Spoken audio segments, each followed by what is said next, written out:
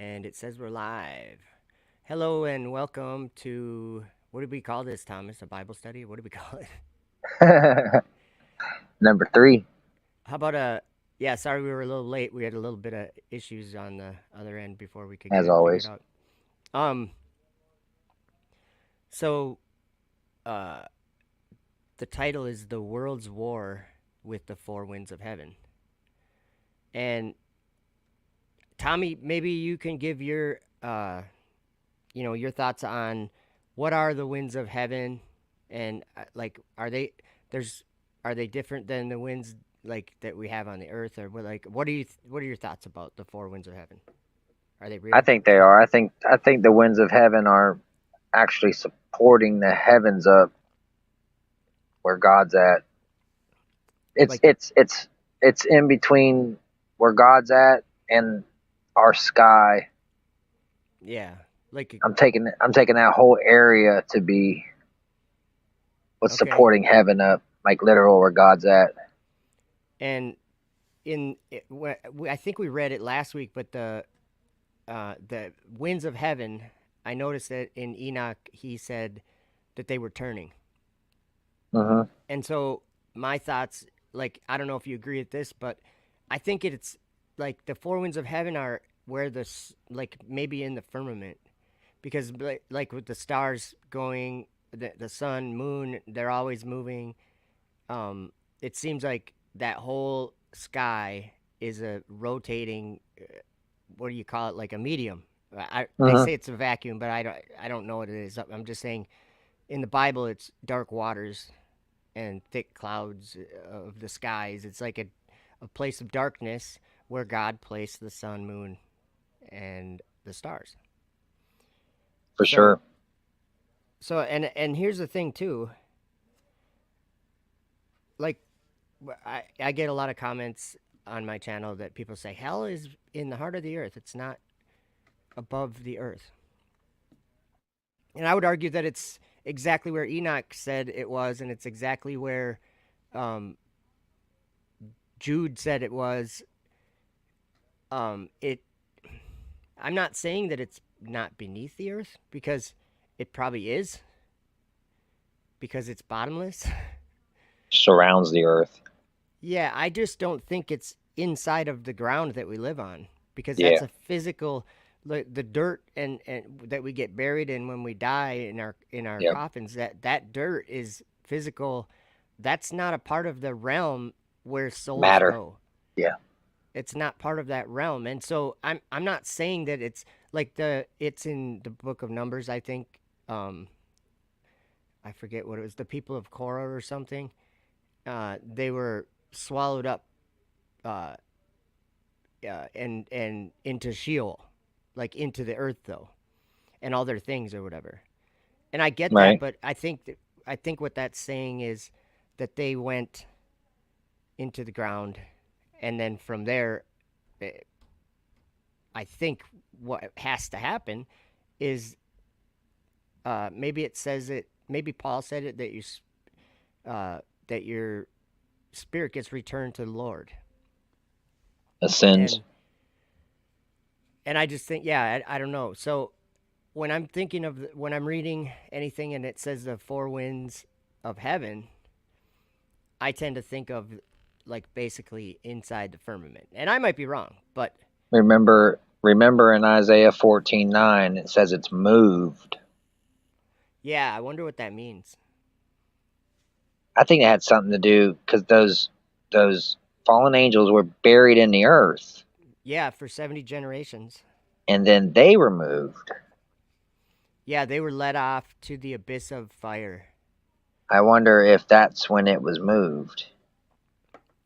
That I've been actually, thinking about wow. that. Yeah, I've I been thinking about never that. thought about that, Thomas. You just made me think about that for the first time, and I'm trying to It go over it makes in me my head. think. It Like makes me they, think of when Jesus went to Sheol. yeah, or when he went to the heart of the earth, right? Maybe that's when it did it. He moved it. Oh I wow. don't know. I don't know. No, I never thought I of it. can't prove that, but And I don't know the timeline of the Bible well enough, just off the top of my head or something to even estimate Right. that. But I've heard people estimate that, recent times, like the last few hundred years or something, that would be when those generations were up. And I don't really know. But Right. so last week we were talking about uh, flying machines that cause destruction. I think that's what it was that we titled it.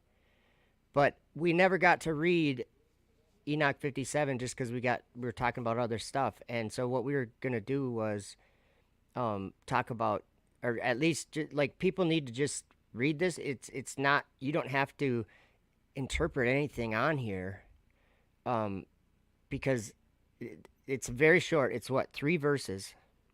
Yep. The whole chapter is 3 verses, and it points out that Enoch saw some some kind of chariots or wagons or some kind of, what do you call that? A vehicle? Like we would call it something, but A something vehicle. that something that you would ride in, and it was up in the sky, and there was men riding on it, and it was super loud. Okay, so I don't want to like give it away, but let me just read it. Should I just read it, Hmm. and then we can go back through it to, because there's a lot in these 3 verses that like if you miss it, you might not get the idea that I've gotten after reading it over and over. I don't really know what else to think. Okay, so What's the difference? What's the difference between?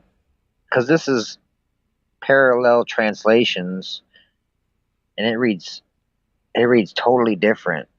you mean like 57. oh, you know Because what? actually, Some of there's actually the like there's there's two some books. versions. Yeah, there's some versions, and they're one chapter off in some places. Like I don't know exactly where, but um, Oh, is that what that is? yeah. One time I sent a verse to Adam Fink. This was a long time ago. And it was in like Enoch 10 or something, and the version he was reading was a different verse. It says generally the same thing, but it was a different verse number, and so he didn't understand what I was talking about until we finally figured out. Oh, okay, we have two different that, like, they vary a little bit in the Now numbering. this one reads right. This is a different. That one said parallel. A parallel translation is what it was called. Can you read what This you've got? well, this one, You the one I just get. pulled up is reading right. It's reading what my book says. Oh, okay, Books, okay. my book's on the dash. Yeah, the one I have here is from uh en.wikisource.org. And it's the, I think, R.H. Charles. See, this, yeah, Um, this is Charles too. It's 1912. It says, "In those days, my eyes beheld the secrets of lightning and splendors, and the judgment belonging to them. They lighten for a blessing, for a curse, according to the will of the Lord of spirits. And there I saw the secrets of the thunder." Yeah, I think you're right. I think it's that's the just chap another. Yeah, that's just a different chapter. And I was the just looking chapters for are it off. here. Yep, yep. Um, Because oh, so that one right there what is chapter you think it is in your book, or in that version that you're in? I wonder where this chapter 57 is. it makes you wonder why it's like that. Well, it's also, It you says, got to think about it, like how if someone's yeah, copying a book and they how it flip. was found. Yep. Well, even if they just like they were copying it and they flipped the pages or whatever, however they were doing it, they flipped the paper or something wrong, and it could end I'll up be with real that. with you. Like the Book of Revelation, I think's like that. Me I'm too. not saying it's not a correct testimony, but I think it's The mixed ordering around. of Yeah. the chapters is hard to, like the time, because it seems to jump all over the place as Hmm. far as Yep. like the In the time. middle. In the middle. At the beginning, it sounds pretty good, and at the end, it sounds really good. It's just right there in the middle. Seems like it's, I don't know. What do they Revelation call that? 6. Not Revelations. chronological, right? Yeah, Revelation 6. You got the sky opening up, and Yep. then in 13, the beast is deceiving the world. I don't understand that. Yeah. I would think Revelation 6 would be towards the end. I don't know. Yeah, it's hard to say. I mean, I guess it kind of gives you a little bit of info in the chapters to give you the idea that it's happening Yep. maybe in a different order than the And chapters say. maybe it was explained to him that way. Yeah, To and John, who knows? Who maybe. Yep. knows? I mean, Jesus spoke in parables for a reason. I know he did.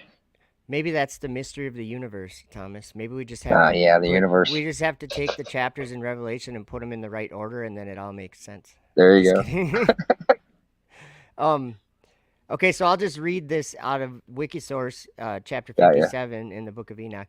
This chapter, if you can picture what he's seeing, this chapter can really make you think about some of the things that they're doing in the sky these days. Like, really make you think about some of the machines they're making. Okay, and it came to pass after this that I saw another host of wagons and men riding thereon, and coming on the winds from the east and from the west to the south. And the noise of their wagons was heard, and when this turmoil took place, the holy ones from heaven remarked it. And the pillars of the earth were removed from their place, and the sound thereof was heard from one end of heaven to the other in one day. And they shall all fall down and worship the Lord of spirits. And this is the end of the second parable. So, yeah, what do you think?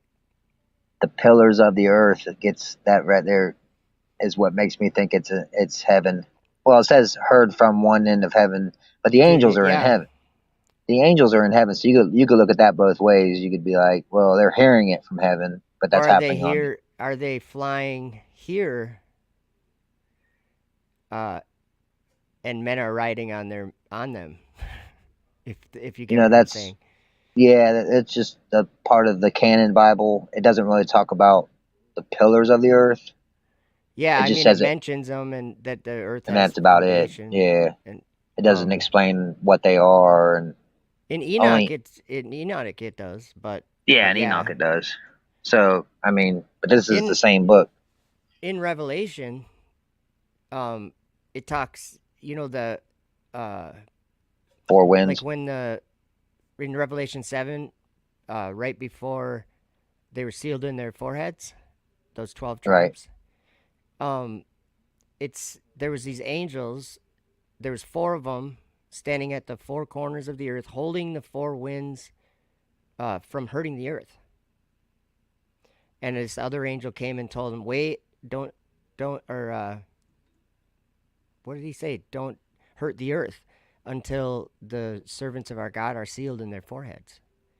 And so he's like delaying them or something, Mm-hmm. but it's given to those four angels that are holding those four winds to cause harm to the earth and the sea.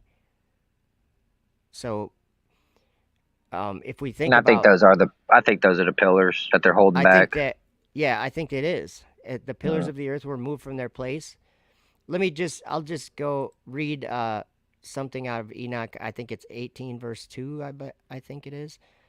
I just want to, this is why we're talking about the four winds as being foundations or pillars. Hey, Bobby. Sorry, he's chewing on my microphone cord. Hey, get it. Don't do that. Those are spendy. Tired of hearing about that dragon. Yeah, yeah, exactly. I've been here for 10 years. Okay. So it says, I saw the cornerstone of the earth. I saw the four winds which bear the earth and the firmament of the heaven. So that's to hold up the earth to support it. That's what the word bear means. So it's holding up the The earth earth and the and the heaven. firmament. Yeah. Yep. I And think personally, I think there's four winds underneath us, and mm-hmm. there's four winds in our sky, turning our clouds and our rain and all that. Yeah. And And holding then up I the think clouds, yeah. there's the four winds of heaven that hold up the heavens. Yeah, Because because you're right. somewhere in Enoch, I think it says 12 winds total. Oh, really? In Yeah, I think I so. don't remember that, but in verse 5 it says what you just said. I saw the winds on the earth carrying the clouds. And then it says, I saw the paths of the angels. I saw at the end of the earth the firmament of the heaven above. So the end of the earth is above. It's like, I know people think of like an ice wall, and I get that concept, but I don't think that it's like a piece of glass dome sitting on some ice or something. I don't think that's at all. No. I know we can all like get that idea, but Yep. um, it's like the foundations of the earth. He set the world upon them. You know So what, Joe? what? When you show that star background, Oh yeah, because you show that a lot in your videos when you're talking. I can actually. I think I could show it maybe if I find it. If you look at that, if you were outside, that's happening while you're standing outside. If you're filming it from outside, that's Yep. happening, but you can't see all that at one time. No, no, that takes like But to if you do. look at that, it looks like you're looking at it. Those are the stars above you, but it looks like you're looking at it from a side view, Yeah. like it's a tunnel going to the Yeah. outside of the Yes, it earth. is. And it runs north and south. Yep, The tunnel does like that. That's I can totally picture that. that's what Like I've this. been thinking. Like there's an axis point. The Hmm. sky is spinning above us, and it's spinning one direction. And we live in the big world. And when we look from one, I'm actually working on a video, I'm gonna make a video, but I'm working on my dry erase board, Tom. What do you think of that? Yeah. Well, you got that like a year ago, and you ain't used it much. I But know. you've been using it on TikTok. Remember that Yeah, one I TikTok you tried, did? but TikTok like they reverse it, and so and I was of course talking about rotation and things. Yeah. Um, and it so I think it was more confusing than anything. So, but that was just a live that I did. But um, so these wins, It works for Robert Breaker and Gene Kim. I know that. yeah. Oh Yeah, man, Robert I love Breaker them for guys. sure. Yeah, Those guys are they're pretty both good. good. Like, Ro- you know how people are like baby truthers or whatever people say that word, baby truthers.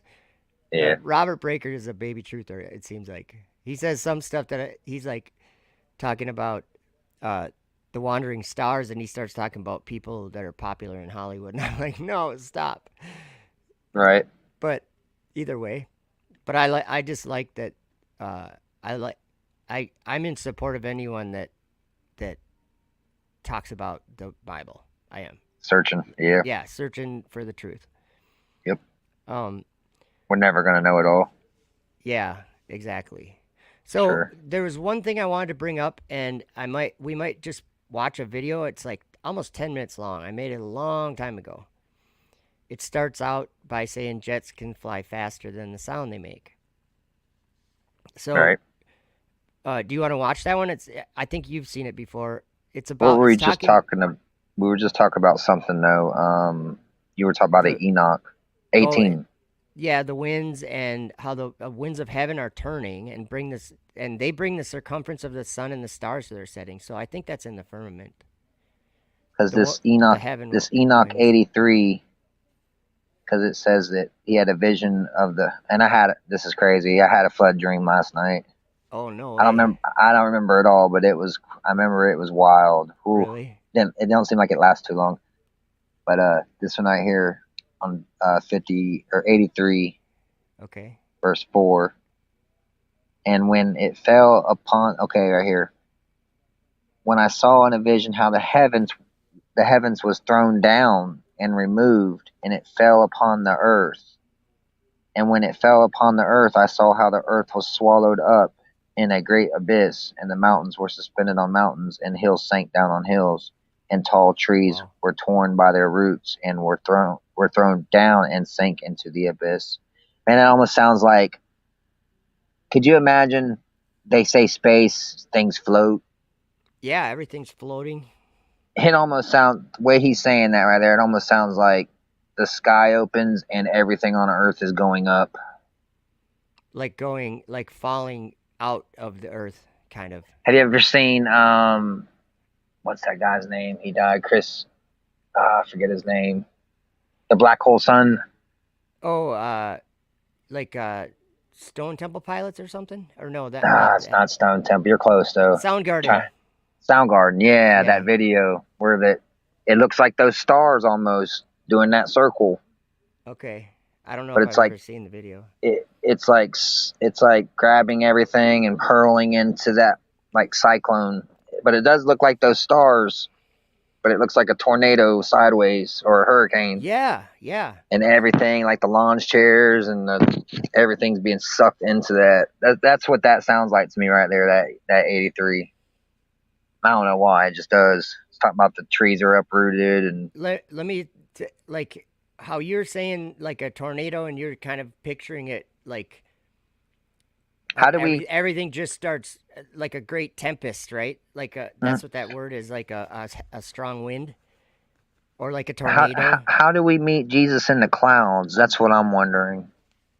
I think oh, and I don't, like at a certain point my mind goes to, it I goes mean, back obviously to when, we don't know, but but my mind goes like my every time, and I think this is actually a way to understand it but not understand it at the same time.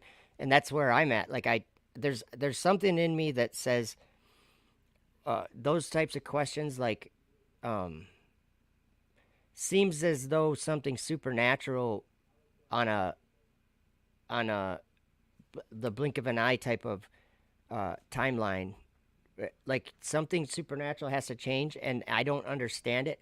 The only I thing hear you. the only thing I really think that we can understand about it is when if you have, sorry, my cat's going crazy over here. Um, I totally lost my train of thought there.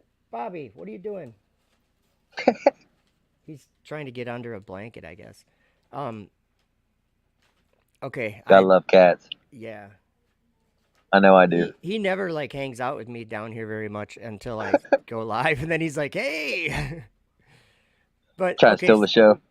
Um, when Jesus was walking, uh, and those guys were talking about, they were the disciples were talking about they were disappointed because they had thought he was going to be like, they didn't understand why, like the things that they thought were going to happen didn't happen. Then um then yeah, and he's like, what are you, he just suddenly shows up as someone walking with them, and they don't think anything of it, and he's asking them, like he's not revealing who he is to them, and they're he's asking them questions like, what uh what are you talking about? And they're like, oh, man, I should read that. It's Luke 24. Do you mind if I read a little bit of that? no, go ahead. I was gonna say something about that. Yeah, do it. Because they were looking for the Messiah that like Isaiah spoke about, the Old Testament. Well, and But I think also, hear I me out, think, hear me out, hear me oh, out. I'm sorry, go ahead. The the stuff in the Old Testament, I think, is when he comes in his glory. Okay, like at the end. If that makes any sense. Yeah, I think a lot of stuff that's written in Isaiah and Jeremiah and Psalms is it's speaking of talking like literally about the the day of end. the Lord. Yeah. Yeah, like when he said, "I will raise you up on the last day." I think they were looking for that when he came to So be like, he knew he was coming to be crucified, but they thought he was coming to, set up shop. But he was like, my shop ain't from here. yeah, yeah, My kingdom's not of this world. yep. I think that's where they If it got was, confused. then I wouldn't be here. Like I wouldn't be in this Right. situation. Now go ahead. I'm sorry. No, no, I wanted you to explain it. So I don't know where to start reading here, but this is Luke 24. Um, I guess I, oh yeah, I guess it's the road to Emmaus. It's titled. I guess it's also in Mark 16, 12 to 13. But and behold, two of them went that same day to the village called Emmaus, which was from Jerusalem about 60 furlongs, and they talked together of all of these things which had happened. So just for context, this was after Jesus was crucified, and I think they weren't thinking about him being alive a couple days later, or at that time even. So maybe it was a unbelief, right? But anyway, it says, and it came to pass while they communed together and reasoned, Jesus himself drew near and went with them, but their eyes were holden that they should not know him. And he said unto them, what manner of communications are these that ye have with one to another as ye walk and are sad? And the one of them, whose name was Cleopas, answering said unto him, Art thou only a stranger in Jerusalem, and hast not known the things which are come to pass here in these days? And he said unto them, What things? And they said unto him, Concerning Jesus of Nazareth, which was a prophet, mighty in deed and word before God and all the people, and how the chief priests and our rulers delivered him to be condemned to death, and have crucified him. But we trusted that it had been he which should have redeemed Israel. And beside all this, today is the third day since these things were done. Yea, and certain women of our also of our company made us astonished, which were early at the sepulchre. And when they found not his body, they came, saying that they had also seen a vision of angels, which said that he was alive. And certain of them which were with us went to the sepulchre, and found it even so as the women had said, but him they saw not. And then he kind of reveals himself, because he says, then he said unto them, O fools, and slow of heart to believe all that the prophets have spoken. Ought not Christ to have suffered these things, and to enter into his glory? So that's exactly what you were just talking about, Thomas. Mm-hmm. Like he's even saying to them, well, he's saying they didn't believe what the prophets wrote or spoke. It says, and beginning at Moses and all the prophets, he expounded unto them in all the scriptures the things concerning himself. And they drew nigh unto the village whither they went, and he made as though he would have gone further, but they constrained him, saying, Abide with us, for it is toward evening, and the day is far spent. And he went in to tarry with them. And it came to pass, as he sat at meat with them, he took bread, and blessed it, and brake, and gave to them. And their eyes were opened, and they knew him, and he vanished out of their sight. And they said one to another, Did not our heart burn within us while he talked with us by the way, and while he opened to us the scriptures? And it goes on. But I think that it very important. The reason why I was reading that was because I think that that's what our body changes somehow, and we become different. Like, and I compare it to with after he was raised from the dead. He, like, they recognized him, but he had big holes in his hands from being nailed to the cross, and they could see it. Like Thomas, Thomas was doubting it. You were doubting Right. it, Tommy Skyview. You were Oh, for doubting it. sure. I'm just kidding. I'm not. Yeah, but so in Enoch 57, that's just crazy. And actually, I'll be Boston real with Ray you. is here. I'll be real with you. Like, I never really thought about. I mean, of course, I knew Jesus. My mom worshiped Jesus. She had crosses and stuff. But when I thought of God, I just thought of God like a spirit in the universe, Yeah, like somewhere out there in the solar system. I thought there was some kind of. I really thought like one of those galaxies was his world. That's where he was at, and that was going to come and merge with ours. yeah, and I think a That's lot what of I people always have thought. that idea that it, Yeah. like like uh like that he's not in any way tangible. Like, and I'm not saying he is. I'm saying that I think we can, um, I think we can look up when it's dark out, and I think that we can actually pinpoint where his throne is, which is crazy to even say, because I think that You ain't lying. the whole heavens is his throne. Like, he Mm-hmm. claims the whole heavens. But I wanted to say hi to Boston Ray Mud Flood Adventures, because he does like a late night stream, and a lot of times if I'm up late, I tune in and just check out what those guys are talking about. And it's funny because I I was trying to get Ray to check out Enoch 57, and that's actually what we were just talking about. So that's interesting. But um, there's a video I want to play with that's Yeah, with talking the about the winds. asteroid, the comet, or whatever it is that hit Russia. That Yeah, right yeah, there. exactly. Yeah, I think that's this one. No, I think this is the speed of sound one. Or yeah, the speed of sound one. Oh, that's not the one that breaking through the firmament. Oh, should I get that one? I think I have that one too. Maybe That I'll one right grab. there, man. Yeah, that one made me think because it's like The sound is how the did same. yeah the sound is the same, And how does, if you know, most of the biblical people, they take the sky to be like molten looking glass, and I'm like, how does that come through like that without So shattering the the question I sky? asked, Maybe the sky self heals or whatever. I don't know. And there are windows of heaven too. It does say that. yep, But that did make yes. me think when you made that video. I was like, wow, that's You know so what? I have it. similar. I have it right here. So let's watch I that think we because I I forgot think we about should that one. read. I think we should read some of 56 also. Try to explain some of that Good idea. whenever we get done. Yeah. Yeah, because it that is kind of yeah, that's very important actually. I just And I think there's a reason why it's right before that. because I think it's just part of that story because Yeah, it that says parable. it Hmm. titles it that in chapter 56 it titles it last struggle of heathen powers against Israel, the last That's right. struggle. Yep. So so keep in mind we'll watch this video.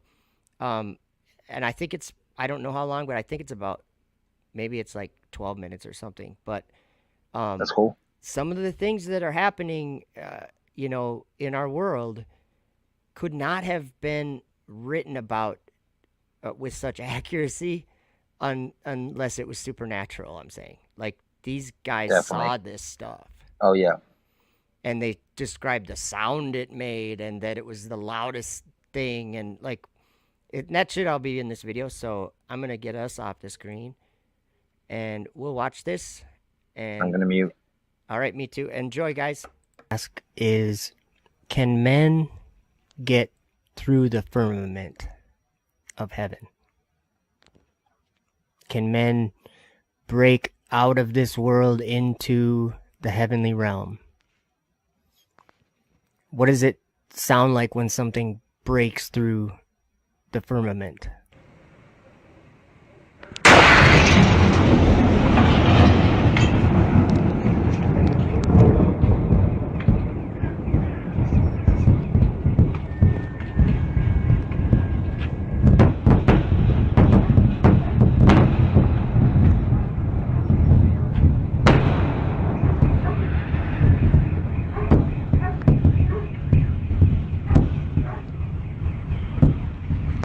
Anything that's ever broken through the firmament is going real fast.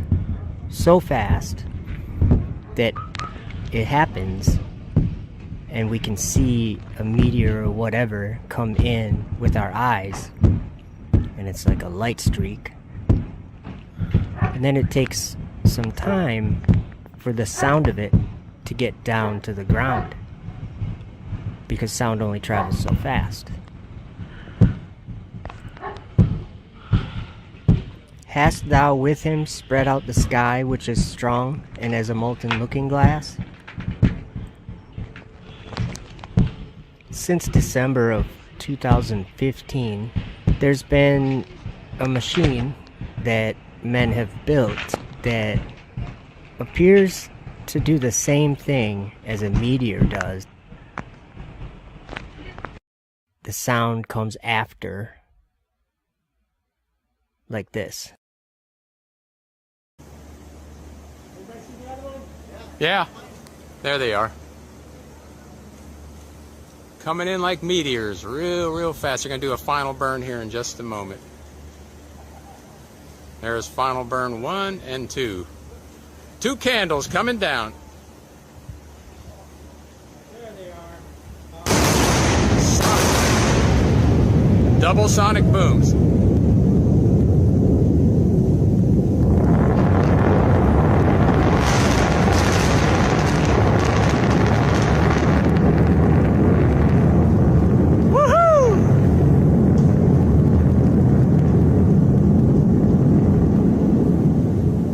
Down, beautiful landing. And I see 2 standing. Perfect.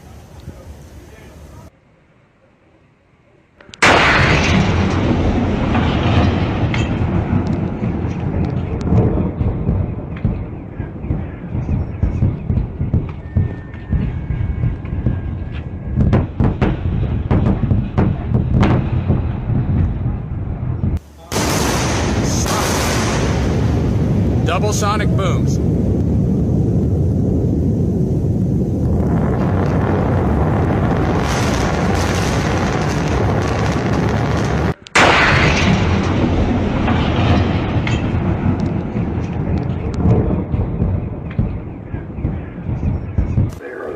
sonic booms.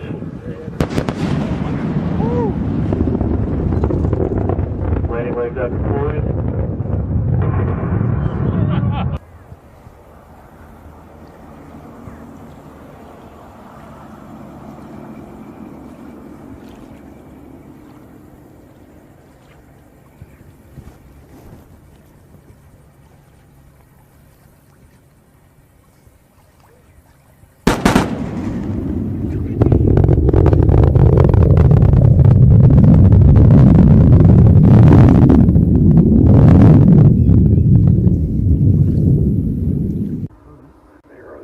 Sonic booms. Oh wow! Landing legs up deployed. Holy shit! What? That's so cool! One touchdown confirmed. Landing operators moving to left side. That's ridiculous.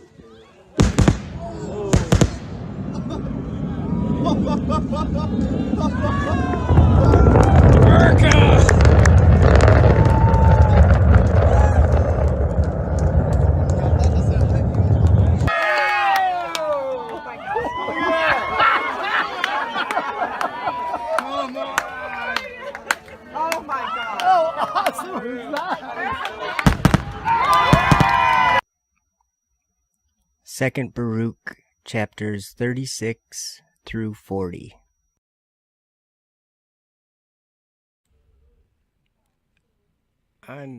Excuse me, I'm trying to decide whether I want to play this part. Should I, Thomas?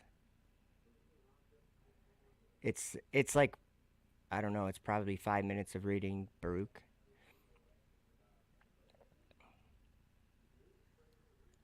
Sounds good. All right, might as well, right?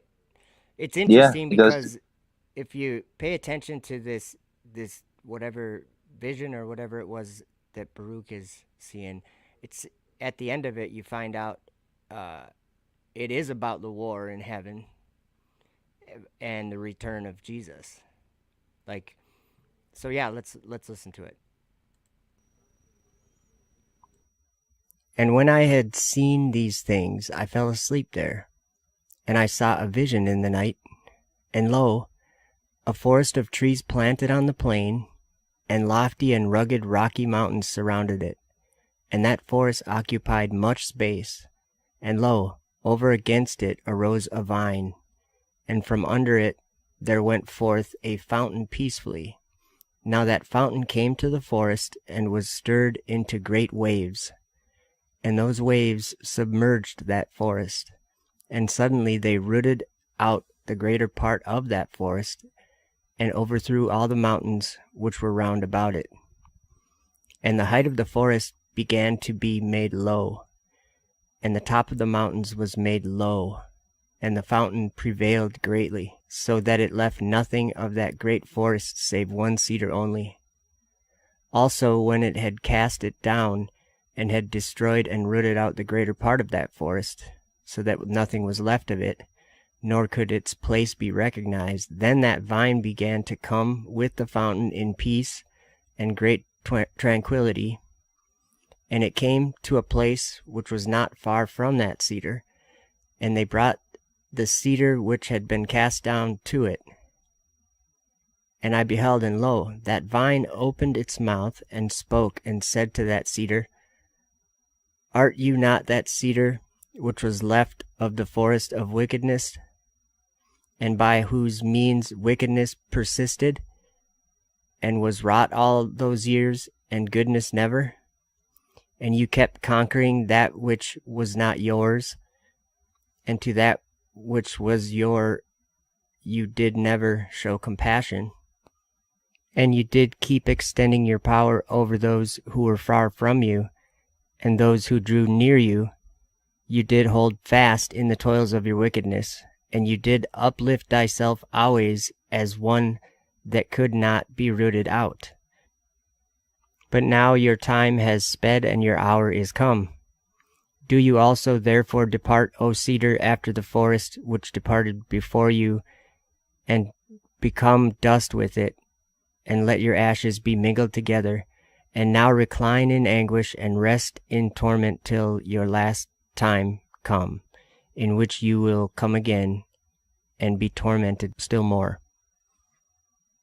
And after these things I saw that cedar burning, and the vine growing itself, and all around the plain full of unfading flowers. And I indeed awoke and arose. And I prayed and said, O Lord, my Lord, do you always enlighten those who are led by understanding? Your law is life, and your wisdom is right guidance. Make known to me, therefore, the interpretation of this vision. For you know that my soul hath always walked in your law, and from my earliest days I departed not from your wisdom. And he answered and said unto me, Baruch, this is the interpretation of the vision which you have seen. As you have seen the great forest which lofty and rugged mountains surrounded, this is the word. Behold, the days come, and this kingdom will be destroyed which once destroyed Zion, and it will be subjected to that which comes after it. Moreover, that also again after a time will be destroyed, and a third will arise, and that will also will have dominion for its time, and will be destroyed. And after these things a fourth kingdom will arise, whose power will be harsh and evil, far beyond those which were before it. And it will rule many times as the forests on the plain, and it will hold fast for times, and will exalt itself more than the cedars of Lebanon. And by it the truth will be hidden, and all those who are polluted with iniquity will flee to it, as evil beasts flee and creep into the forest. And it will come to pass when the time of its consummation that it should fall has approached. Then the principate of my Messiah will be revealed, which is like the fountain and the vine. And when it is revealed, it will root out the multitude of its host. And as touching that which you have seen, the lofty cedar which was left of that forest, and the fact that the vine spoke those words with it which you did hear, this is the word. The last leader of that time will be left alive, when the multitude of his hosts will be put to the sword, and he will be bound, and they will take him up to Mount Zion, and my Messiah will convict him of all his impieties, and will gather and set before him all the works of his hosts. And afterwards he will put him to death, and protect the rest of my people, which shall be found in the place which I have chosen. And his principate will stand forever, until the world of corruption is at an end, and until the times aforesaid are fulfilled. This is your vision, and this is its interpretation.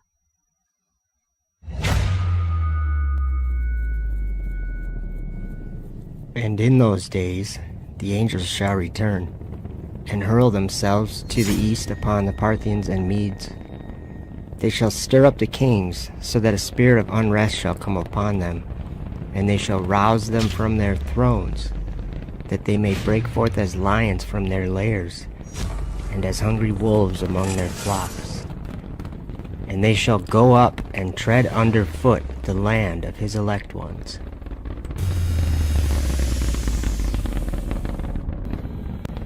And it came to pass after this, that I saw another host of wagons, and men riding thereon, and coming on the winds from the east, and from the west to the south. And the noise of their wagons was heard. And when this turmoil took place, the holy ones from heaven remarked it, and the pillars of the earth were moved from their place. That's ridiculous.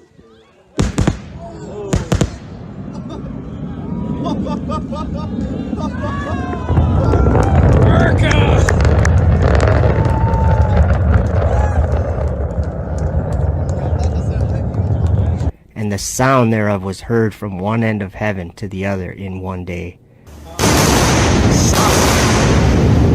Double sonic booms.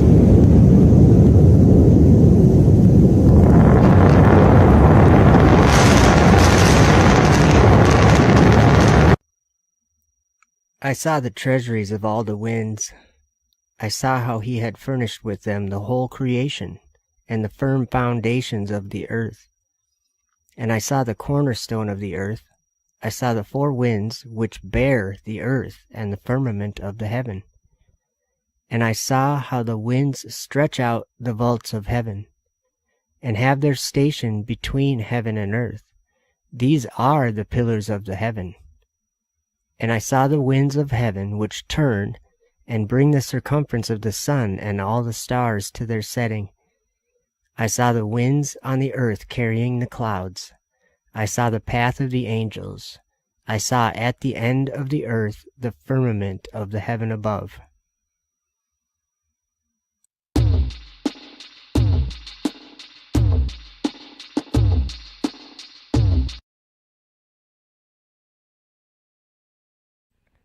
Okay, so what do you think of that, Thomas? That had everything we were kind of thinking about. I didn't know it had Enoch 56 and 57 in there. Right. Um, I was going through this because I was on that Enoch. I'm on my other phone, and this is in Second Enoch. It says, I don't know what verse it is, but it also refers to Jeremiah 10:11. But it says, "And do not turn away from the Lord, and do not worship vain gods. Gods who did not create the heaven and the earth, or any other created thing. They will perish, and so will those who worship them. And wow. may God make your hearts true in reverence for him." And then Jeremiah 10 says, "Say this to those who worship other gods. Your so-called gods who did not make the heavens and earth will vanish from the earth and from under the heavens." Whoa. So it says under the heavens. Mm-hmm. You know what That's that's talking crazy. about. Yeah. Planets. Planets. Yep. This is the They're whole. between heaven and earth. Yep. They're under the heavens. Between it. Yes, they're under the Yep. heavens. And it's that I would say not like it really matters if we know the precision of all these things, but I get the idea that that place of darkness that's called the firmament, it isn't you couldn't measure a mile there because it's not like that. And that's why people are like, how could the stars move that fast if the stars are rotating? It has to be the earth rotating. Like those kinds of things, you have to think that you understand the sky to be a physical place, like where Mars is a rock and the moon is a rock. And Right. if you can't get past that thinking about the sky, you might not ever understand it the way that I now understand it. Like my understanding's changed. But let's see here. So there was one thing I wanted to bring up too. Is okay, we live in this world, and there's several things. I couldn't think of too many, but one of them, there, I'll give as an example. But there's several things that like basically define limitations of this reality, and I'm not talking about like nothing weird, but the speed of sound is the example that I'll use. And so every time those rockets are landing and you don't hear the sound until they're like almost down because the sound is still trying to catch up with them. Mm-hmm. There's a sonic boom when the sound like beneath where something's moving that fast. There's a sonic boom. And of course, when men went fast enough on jets or to create this, that is it's a limitation of this reality in the medium we live in. I'm saying in the reality that we live in, there's a limit to how fast sound can travel through different densities, mediums, or whatever, like through the air or through water or through rock or whatever. Like that, sound is something that there's a limitation to it in our reality, and so when we went faster than that, we said, "Oh, that's what happens." And that's why we've heard like that footage of that meteor coming in to Russia, and it was like super loud, all these sonic booms happening. That's something from outside of our world entering into our world. Yeah, it makes me that it's weird because that happened in 2014, 13, wasn't I it? think. Yeah, 13, I think. Something like Right that. right before the truth came. Yeah. I always I'm wonder about like, that. have you I thought have about that?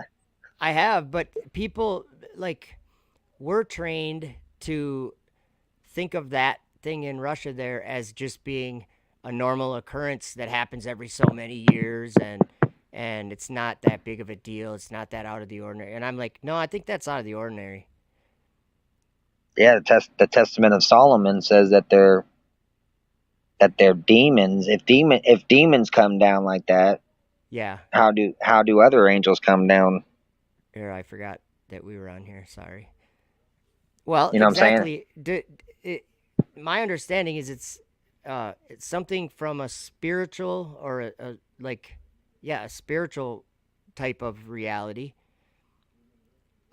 That's right next to or right above, in this case, a physical one. That we understand the physical one because we occupy it, but the one up there is different. And I mean, what I'm saying is, the physics are different up there. People want to explain. My cat is going crazy. Sorry, guys. um.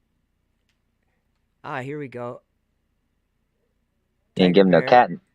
Tiger catnip, Bear did you? says, No, I didn't get a new cat. Are the heavens directly upon us, or I guess, are the heavens beyond the expanse? Well, it's if that, like, if you were gonna say the firmament, is that the same thing as the expanse? I think it is, but what that would mean to me is that in Genesis, God called the firmament heaven, so definitely the firmament, and even where the birds fly is considered heaven, but obviously Mm-hmm. a different part of heaven or whatever. And so I think when he created the heavens and the earth, and I think the heavens go from, they go from where the birds fly around and all the way up to the very very top, which would be where God's throne is and where He looks down on the earth, um, like above that tent that we dwell in. I think I think He's at the very top, and I think um, that's why He's called the Most High. For sure. But so yeah, I think that heavens, He would be whatever, maybe the seventh heaven or whatever. So, I Up forgot how there, to. up there above the darkness. Yes, above the darkness and even in the darkness. I And think yeah, I was gonna say that in the darkness. Yeah, the um, darkness is like a veil around him, it's like it keeps. a covering. Yep. Yeah, it's because you know how in Psalms He said it made darkness, or God made darkness His secret place. And like when I think about that, I think that these are all mysteries. I mean, look at our world. Our world thinks they're space exploring. Of course, it's a mystery. Even our world says it's a mystery. It's a secret place. Doesn't And say in Revelation, like once the sky departs, like they're gonna see God on His throne, like right away. I'm not sure where Like it's. I'm sure they repented, then they gave Him glory. Like they seen.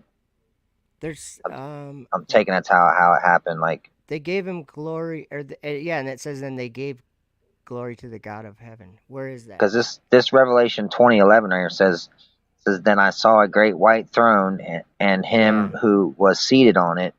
From His presence, earth and sky fled away, yeah. and no place was found for them. Wow. So that It's like that.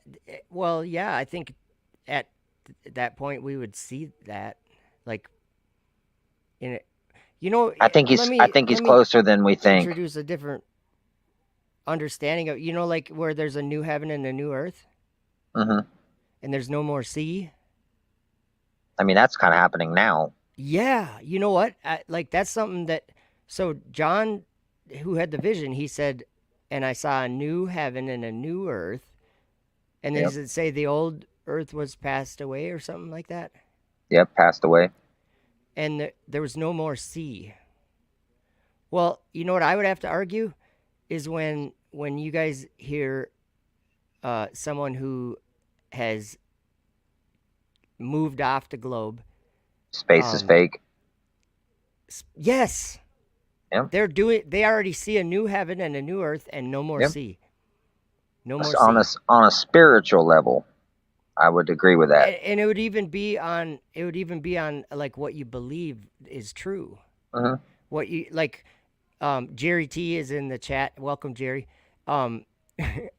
Jerry's Jerry's always a little bit what should we say I don't want to be like I don't want to talk bad, but how about this? Jerry T is skeptical of some of the things we talk about.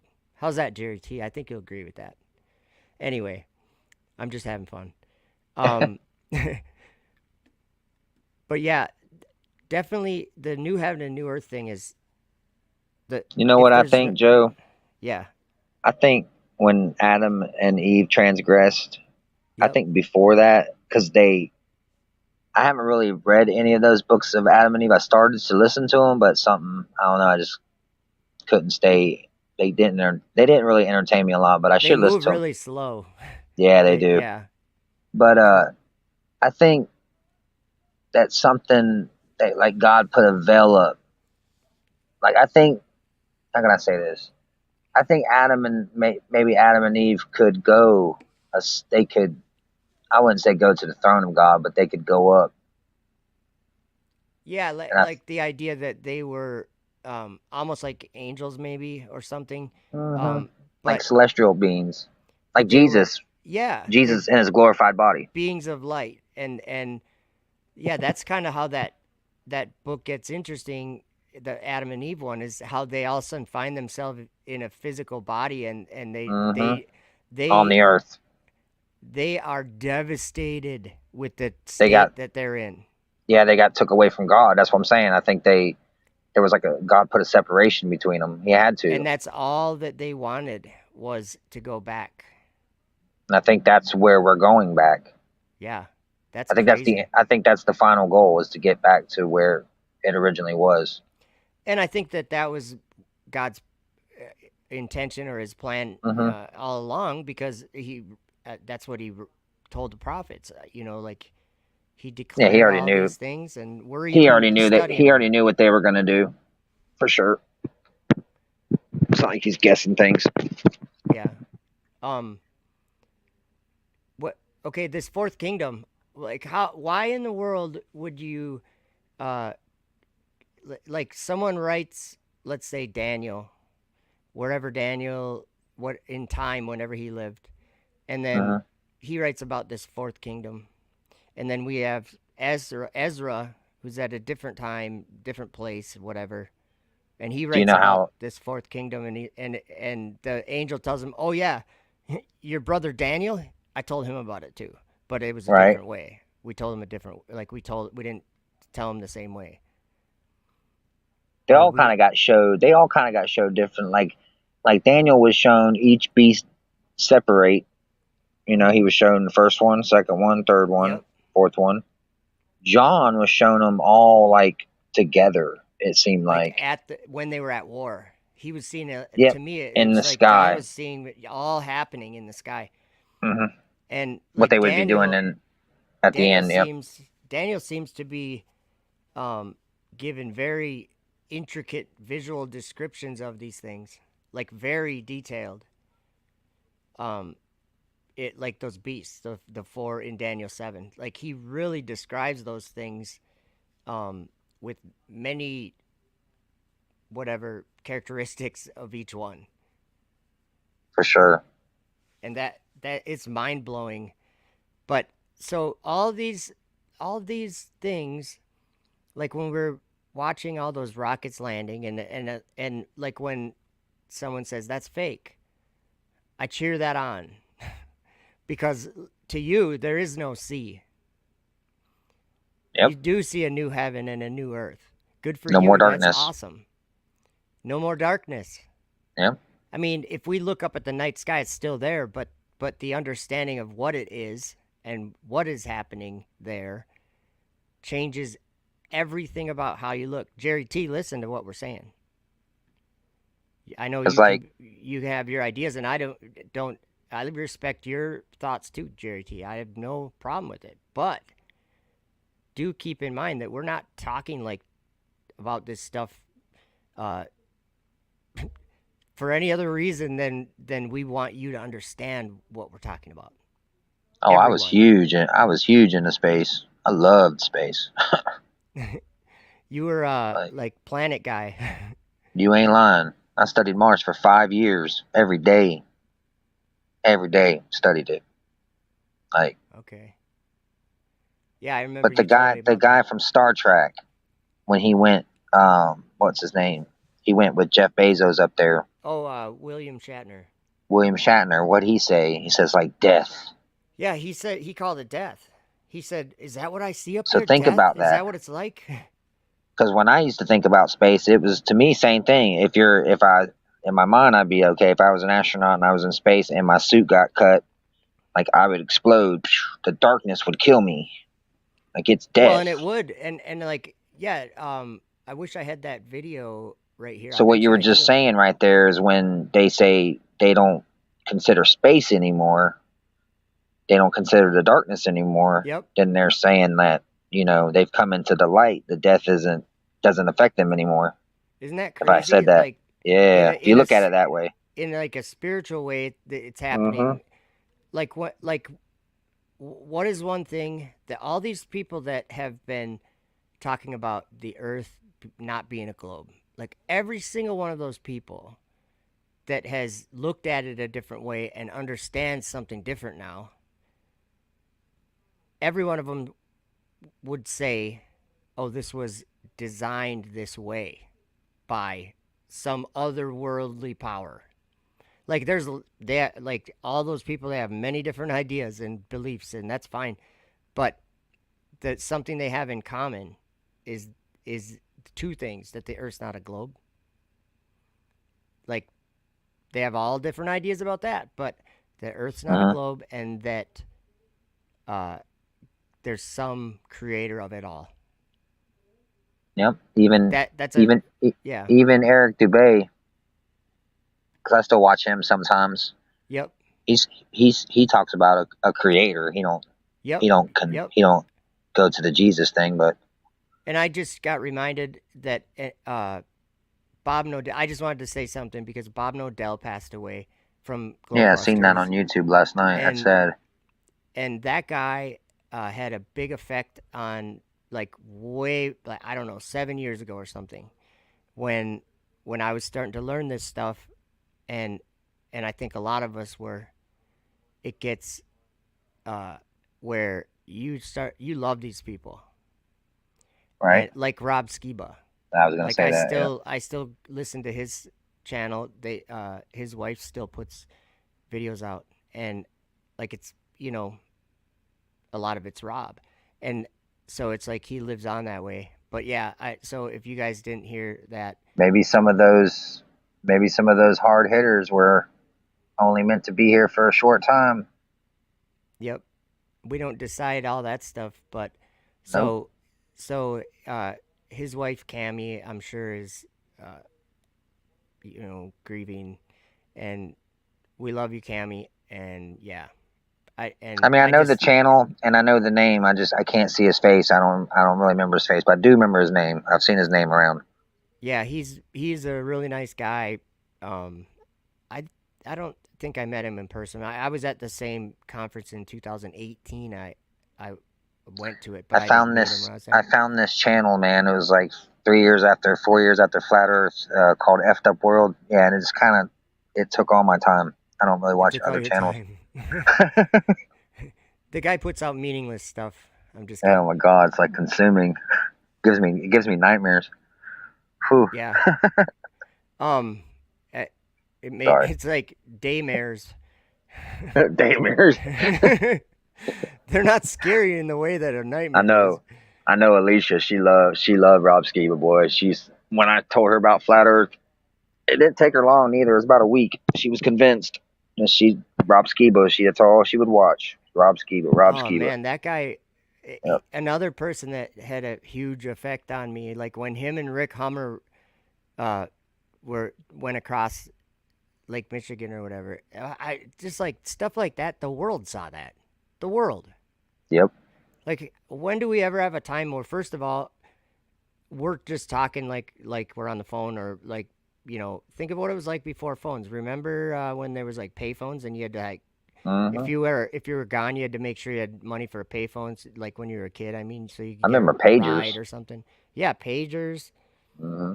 Like it's accelerated through our lifetime, all this technology, and like we do take it for granted, but who wouldn't? I mean, it's what we use and what we have. I mean, we're It online became normal. Yeah. talking to. There's Jerry T's here, Stephanie on Haven Hills Farm is here, Mike Jones is here, Alan Hey, Norstrand. Daniel said that would happen. Yeah, well, yeah, he Knowledge said would be increased. many or people would be going to and fro. Yep. Yeah, that's true. I just wanted to scroll up and Effie Nation is here too, and Trisha C is here. Tiger Bear is here. I Thanks. wonder. I wonder how big that sonic boom's going to be for that starship.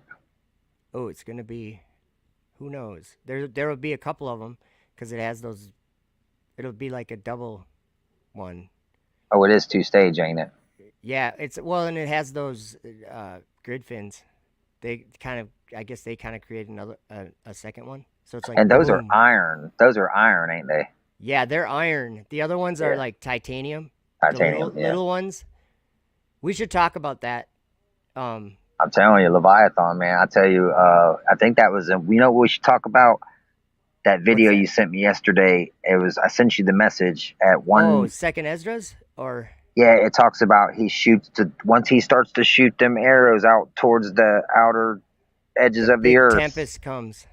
They don't come back. Yep. Yeah. That's like wow. And yeah, that's why, because I listened to that like 10 times yesterday, and it's so weird. I mean, I read that many years ago, but that's how it seems like these scriptures, that every time I read it or listen to it, that it seems like the Holy Spirit shows me something that, in a way that I didn't Yep. ever think of it before.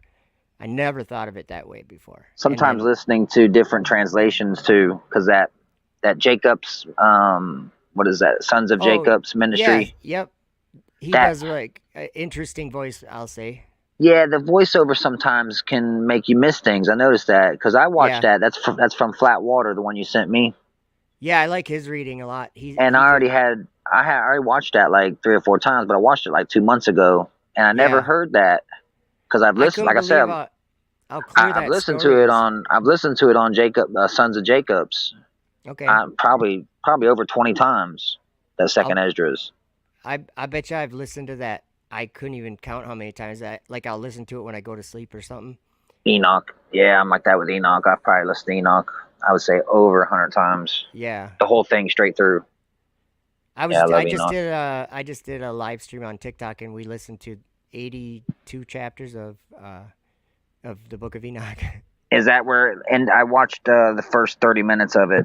I had to drop a trailer and then I didn't turn it back on. Yeah, Yeah, it was the best. I was mostly just letting Enoch play at the beginning. I think I was on there for a little while, but I shut it off when you had to go inside to warm your fingers up. oh yeah, I was freezing. Oh, I wanted to say hi to Brandana and Blake Lee also, and There you go. I'm scrolling up, and Mike Giamatra 79 and Bendover and Parkway and Boston Ray or Parkway. I'm sorry, Boston Ray Parkway. Mud Flood Adventures, Chemtrail Cowboy, Chemtrail Cowboy. and Captain Caveman, Disciple of the Yeah. Messiah. Ain't it one. weird? Ain't it weird? These names, you know these names. Never Yeah. like Captain Caveman. I know him. I've never seen his face Yeah. before, but like when I hear his name, I'm like, yeah, yep, that's my brother Scott right there. Hunter too. Scott Hunter was. Chemtrail Cowboy. I've heard his name 100 times. Yep. He's on there a Yeah, lot. you know, like that's one interesting thing. Like, Tony's Coffee House. I think I've known him for like 6 or 7 years, like pretty close. Yeah, longer And- than me. And well, like me and you have known each other forever. And there's a lot of people that. Bob was one of those people. Bob was a moderator at my channel. Oh, was he? And yeah, and he'd stop I in didn't know every that. once in a while, and like he, it wasn't too long ago that he stopped in, and I was going over, um, like, oh, Daniel 8, how it's talking about a ram, and when you look at the word that Daniel used there, it's also used for like a column or a pillar, Pillar, yeah. and Lentil. yeah, the word is AYIL in Or a mighty tree. yep, And if a you look up strong oak what tree. strong oak tree, and if you look up what the word Elon means, Yeah, what does that word mean? I forgot. same thing. It's a mighty tree. Elon, like Elon Musk, is a mighty tree. Oh wow. Yeah, I know. But I mean, I don't need that to get the proof. I mean, the guy says he can make the blind see, the crippled walk, and the deaf have ears, and he blasts a dragon up towards the stars, and it's a horn. So I mean, Okay, so yeah. No, I can't. there's so many places my mind is. Yeah. John Pounders and David Carrico. Oh, for sure. Yeah. Do you remember when they were talking about Second Esdras chapter 15? Mm-hmm.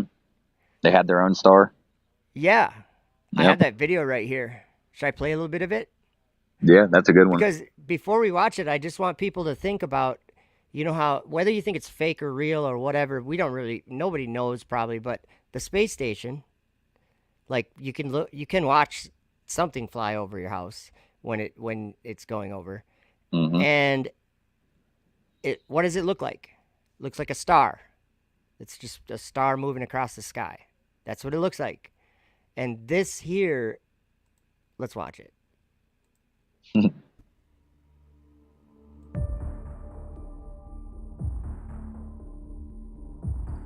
We've been studying as deep as we can into some of the astronomical events that have taken place in the world.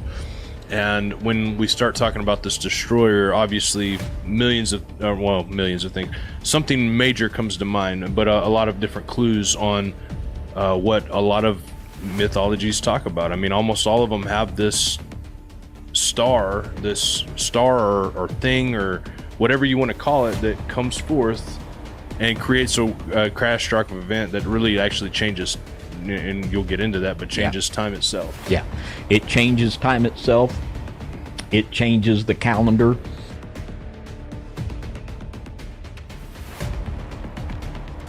This star, This is the only place that humans have outside of planet Earth where humans can live.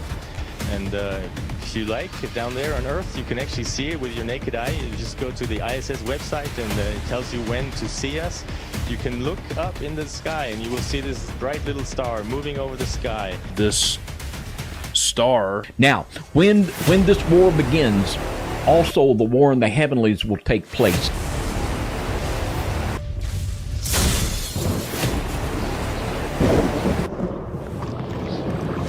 And we're going to look at a text here in 2nd Esdras, and we're going to look behind the scenes into the spiritual realm for just a moment. In 2nd Esdras 15:35, and they shall smite one upon another, and they shall smite down a great multitude of stars upon the earth.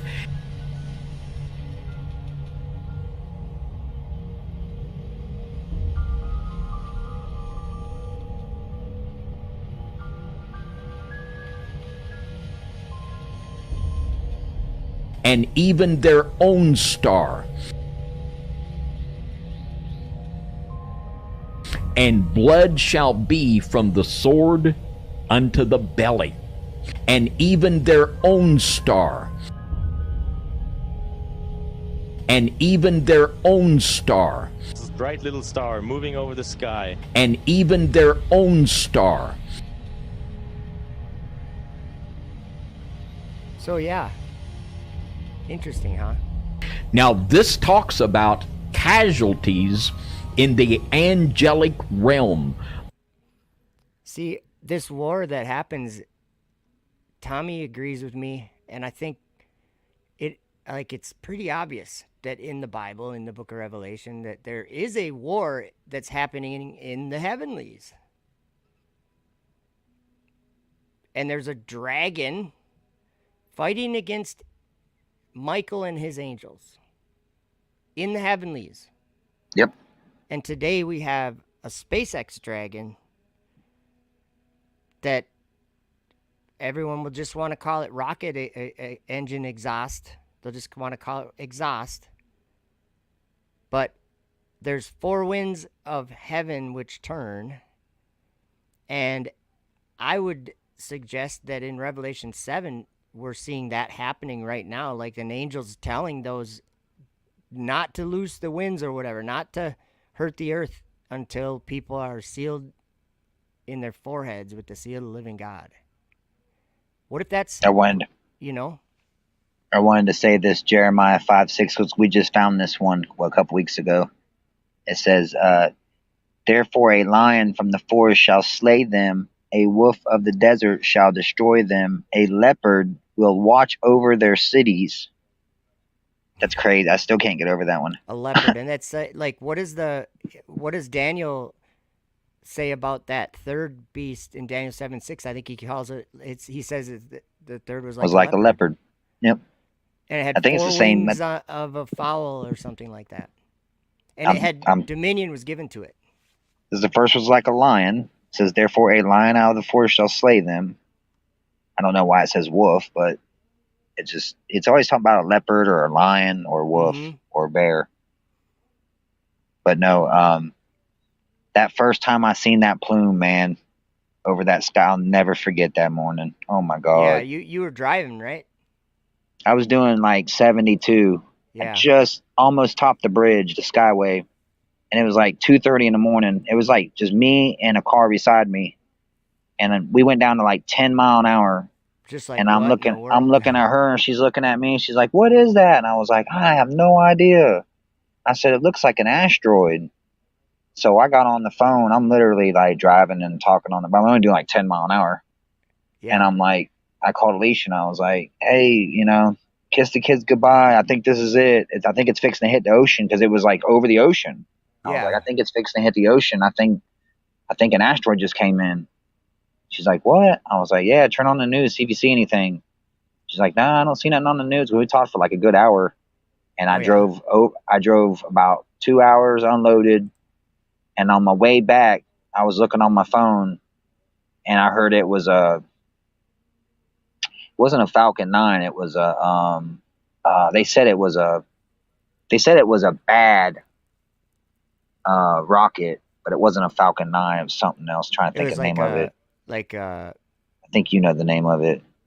There's so many different. But I don't believe that, Joe, because as that year went on, they were doing the same thing. You got videos of them doing the same. Dude, it could have been a Falcon 9. It looked like a dragon on it. It could have been, because they've been launching. Man, like, I'm gonna tell you, through the years, they launched a lot back in the day, like just of smaller stuff or like for other companies. I mean, over the years. I'm gonna tell you what it looked like, man. And I ain't gonna lie. It was a plume, and it looked like a whale, like a sperm whale, and it kept getting bigger and bigger and bigger. And there was a light, Joe, in the middle of it, about the size of a Volkswagen car. Yeah. Like it was like right over the ocean. There wasn't no city lights. There wasn't nothing to interfere. Like I could see it. It was like right beside me. You could see it clear. Yeah, and there was a light in the center. But I'm gonna turn the sound off. I was just gonna kind of show. Just like it was like that, but bigger. And I think I have like. You do. You have the video of it in here. The same one. But all this stuff is just video people have taken from the ground. Something like that, right? That's it right there. But it looks. You see that? You see the light in the middle, but this one, they said it messed up. It malfunctioned, but okay. But I don't think it did. It didn't have that going on in the middle right there. That light pushing off the. But it looked like that light. It shot out of it, and then when it shot out of it, Joe, it looked like shadows were walking out of the smoke. Oh, that's weird. Like kind big, of like this tall. Right here, sort of at this stage, like when it kind of shoots. No, you can look it up. I think it was. It's called St. Pete. It was in St. Pete, Florida. It was. Okay. I'm trying to think of the name of the rocket. I'll send a video to you later. I still got it on my phone. I'll bet you the name of the rocket is clip. the name of of some Greek god. No, it's something. It's something numbers. It's not a name. It's like Oh, numbers. like sounds That's what the Fox 13 said it was. I mean, okay. I don't even think SpaceX even said anything about it. But I think it was one of the first times that it did that right there. Because Yeah. people started. You remember the one in Bakersfield? Yep. People were like hitting each other on the interstate, on the highway. They were crashing into each other because they didn't know what it was. Well, look at what's on the screen right now. Like, watch. I'll just go back a little bit. What is going on? I mean, I'm just saying, like, it shocked looks me. like Like, angels. I thought we were dying, bro. Like, it shocked me. Well, when you see I something thought that in the was sky it. like that, look at that. Look at the shape, like that right there. Like, okay, watch when it goes back to the Falcon 9, and it's trying to, like, reorient itself with its RCS thruster. So, of course, I put videos like this on TikTok, and I'm like, it's a war in heaven. You can see it with your eyes. Look. And people are like, you idiot, that's just rocket exhaust. I'm like, I don't care what it is. You're not understanding what I'm saying. The rockets are part of the war. John saw that. They're making the assault on New Jerusalem. How hard is it to say that? Oh wow! John, What if that is what John saw? And the thing is that it is what he saw. I know it is without a doubt, but I'm like, how can you even not think that might be what John saw? Like, just to dismiss it all. Oh no! Because there's no more sea. You know what I mean? They see a new heaven and a new earth, and I don't know why. Maybe I can see like both ways that we're talking about, but I think it's just the same for someone to look up and say that's not space. That nothing, like, you know how people use the debate argument of the, like a pressurized earth vacuum, next to like what they consider to be a void, a place where there's nothing. Well, we know how pressure differences work with, like, you need something to contain higher pressure or lower pressure. I don't care, man. You're talking about the God that made molecules. He made DNA. He made everything. He made everything. You don't think he can do that? He designed it in a way where you and I would be able to communicate like very detailed things over the internet. And God already knew they were going to get out, that they were going to do this. He already knew it. He probably said it in a way like he opened the window for them to do this. He's like, all right, they're going to do this, this, and this, and yep. And he actually said he's going to use their what is it? It's his device against Babylon. Device against Babylon, these kings or whatever. But so here's one thing that we have to like point out, or I have to point out. So it's foretold that this war in heaven would be happening, and it would be the very it would be the angels, the fallen angels. It would be them manifesting into things that do miracles, satanic miracles. But in Enoch 56, this is probably the part that it tells that they're going to go up there and tread New Jerusalem underfoot. Like, this war is happening where the temple of God is, where the holy city is, the one that Jesus said it will come down out of heaven from God. That's where this war happens, and that happens to be up in the sky. But it says, in those days the angels shall return and hurl themselves to the east upon the Parthians and Medes. They shall stir up the kings, so that a spirit of unrest shall come upon them. And they shall rouse them from their thrones, that they may break forth as lions from their lairs, and as hungry wolves among their flocks. Okay. What did that just say right there? Yeah, it said, and they shall rouse them from their thrones, the kings, it's saying, that they may break forth as lions from their lairs, and as hungry wolves among their flocks. Now listen to this. Wherefore a lion out of the forest shall slay them, and a wolf of the evening shall spoil them. Is that in Jeremiah? That's the same thing, yeah. Okay. It's the same as in Second Esdras. Yeah. When I actually have it open here. While the lion was saying these words to the eagle, I looked and saw that the head that had prevailed. Okay, that's But yeah, that lion that was roused up from the forest, From the forest, yeah. he will destroy them. It's all these books, man. All these prophets talked about, like even like Nahum and Habakkuk, like they even talked about it. Babylon being destroyed. I think God showed all the prophets in some way. He might not have showed them everything like he showed John and Daniel certain things, but You know the he sea? he definitely gave them a warning. Oh yeah, for sure. And he's Yeah. giving us warning right now. Yep. But you know Yep. the vision of the eagle and the lion in Second Esdras. Hmm. Like this is what I want to point out. Okay, when John sees a new heaven and a new earth, and there was no more sea in Revelation. Just think about that as if we were to say sea, we could call it darkness or call it space or something, right? If we kind of read it that way, look at where this vision of this eagle is happening. It says, on the second night I had a dream, I guess. I saw an eagle with 12 feathered wings and 3 heads rising up from the sea. As Sounds I like the looked, Falcon Heavy. it does. It Does like like it Falcon totally, Heavy. and it even the Falcon Heavy even kind of resembles like an eagle if you think about it. Like just how it stands there, like kind of the wings on the side or whatever. I don't know. And that's what it says here. It had wings. So listen what it says though. With 12 feathered wings and 3 heads rising up from the sea, as I looked, it spread its wings over the whole earth, and all the winds of heaven blew toward it. Of heaven. Yep. Yes, and the clouds going on gathered the- around it. It was going on the face of the deep. It was like in low Earth orbit or something. Yep. That's the face of the earth. Turning with the firmament, turning with like God made the stars and he set them on their courses. He commanded them on their courses, and men think that they're going to put things on courses in God's heaven.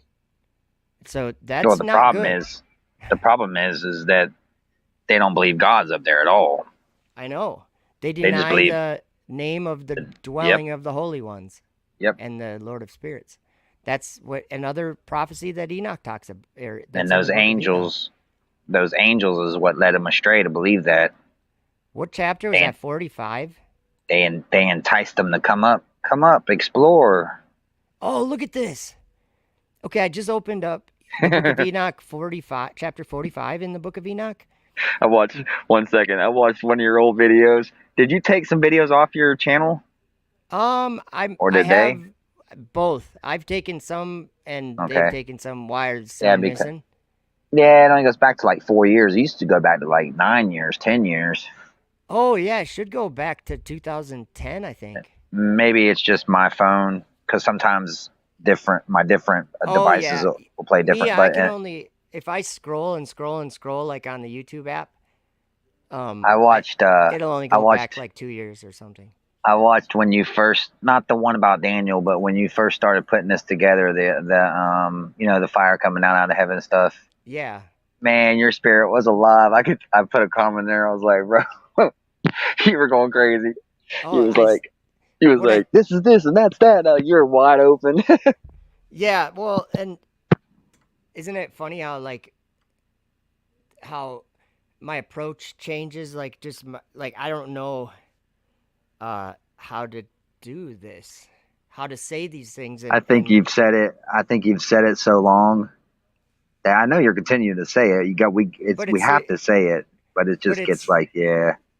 And it also in the background, and I shouldn't let it affect me really, but I know that a lot of the people that do hear what we're talking about, like laugh at the idea or they point at it as like, oh, you should focus on Jesus, or and I'm like, that's the whole point. This came from Jesus. This is all that. This is him telling us all this. You can read it in the scriptures that his prophets wrote. Yes, he wouldn't have gave it. He wouldn't have gave all this information to all these different prophets. The same story, and the same lines. It's impossible for all them to have the same information. You ain't lying. I mean, all throughout time, we find these old scrolls and all this old writing, and it all comes back to this crazy story. Thousands of years apart, 500 Yep. years apart. Come on. So right when you were saying that, I turned to Enoch 45, and the title of it is "The Lot of the Apostates, the There you New go. Heaven and the New Earth." That's what the title of it is, and it says this is the second parable concerning those who deny the name of the dwelling of the holy ones and the Lord of Spirits. So what's the dwelling? Heaven, right? Yep, New Jerusalem. Yep. So the dwelling of it's this parable is about the people who deny that place. They deny the name of the dwelling. It says, "And into heaven they shall not ascend." So when they're going into low Earth orbit and they're going into the solar system, they are not going into heaven. Nope. They're going between heaven and earth to the end of the heaven and earth.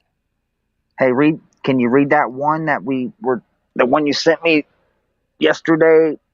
That's Yes. second Esdras, and it's I have it open here in chapter it might 15. be it's either 15 or 16, but it's talking about how he shoots those arrows. I think Once that's he in starts 15. Once he starts shooting those arrows towards the end of the world, then yeah, Isn't that crazy? something like that. Like that sounds like Yeah. the Testament of Solomon. When It they let does. down the pillar, then will be the end of the world. It's amazing how all these things connect. Because they could shake the whole world in a moment of time. Like that's what Solomon said. They were so powerful. These pillars. But doesn't like the one like Solomon kind of sound like demons are holding it up?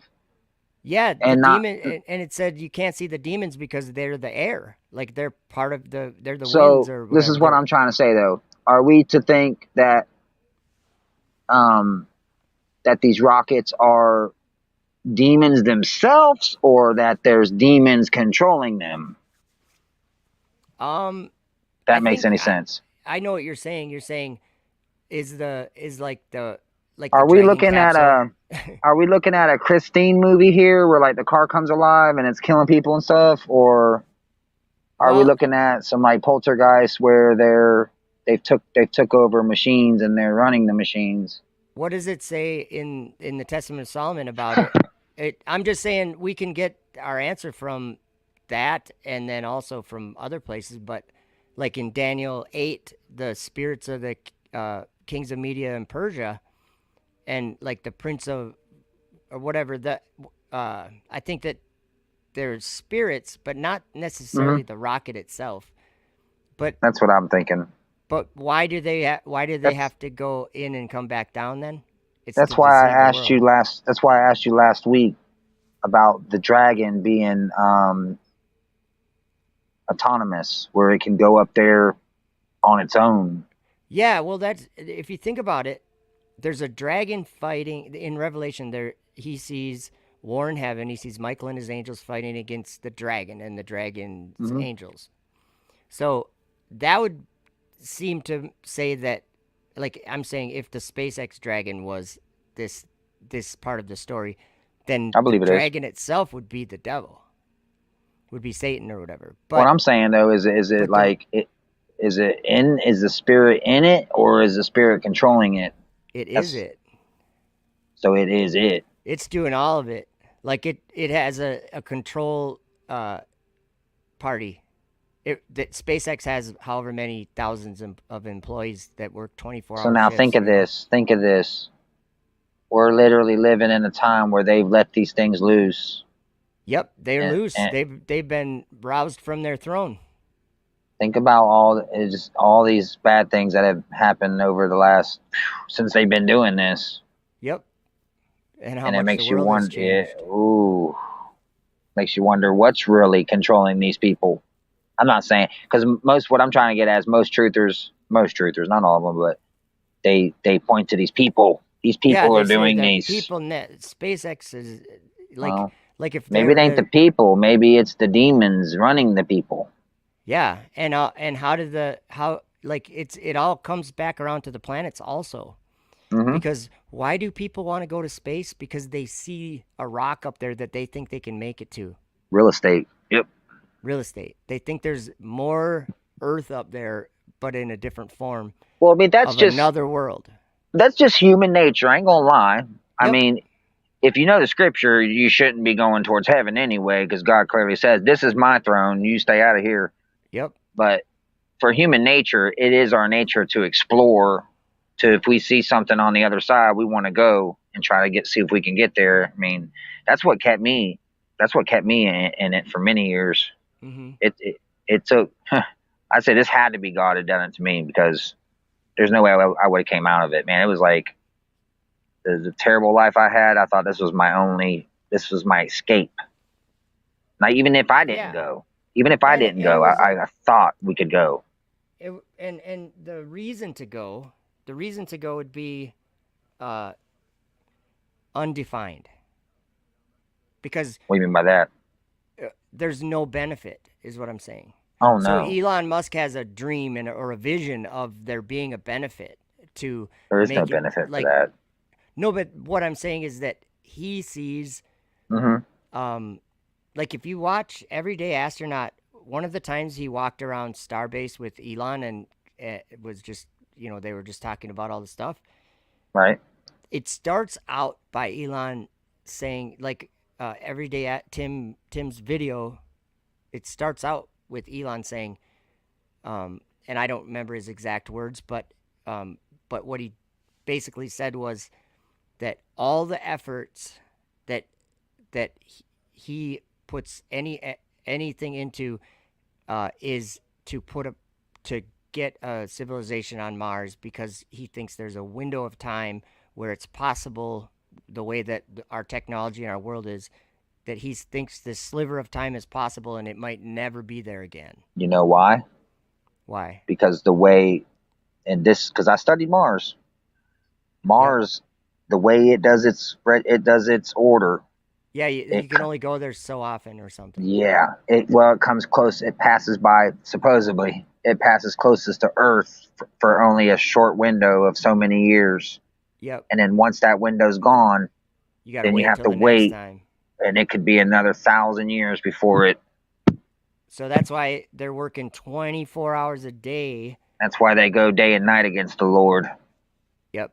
And the things that they're building, like if you think about this, I'm just gonna make up a fake person, but this is like a stereotype of someone maybe. Mm-hmm. So, guy's just a good math guy, and so he did a little bit of school or whatever, and he's like, "What the heck? I'm pretty good at some of this kind of stuff. I'm gonna apply at SpaceX." So he applies at SpaceX, gets a job, and starts working. The guy's just a guy like Tommy or me or anybody. Yep. And the thing I see happening to that guy, nice guy, super nice guy, loves his wife and kids, and nicest guy you ever meet. Mm-hmm. Does a lot of charities and like whatever. Family guy. Get Yep. it. In this world, he's considered awesome, and I wouldn't argue with that. Like he does all this cool stuff and like supports his family good, and he loves his kids, and he's a good dad for his kids. That's not the thing where this battle affects, because that's just this world, and that's what we do in this world. We have to make a living and we work and all this.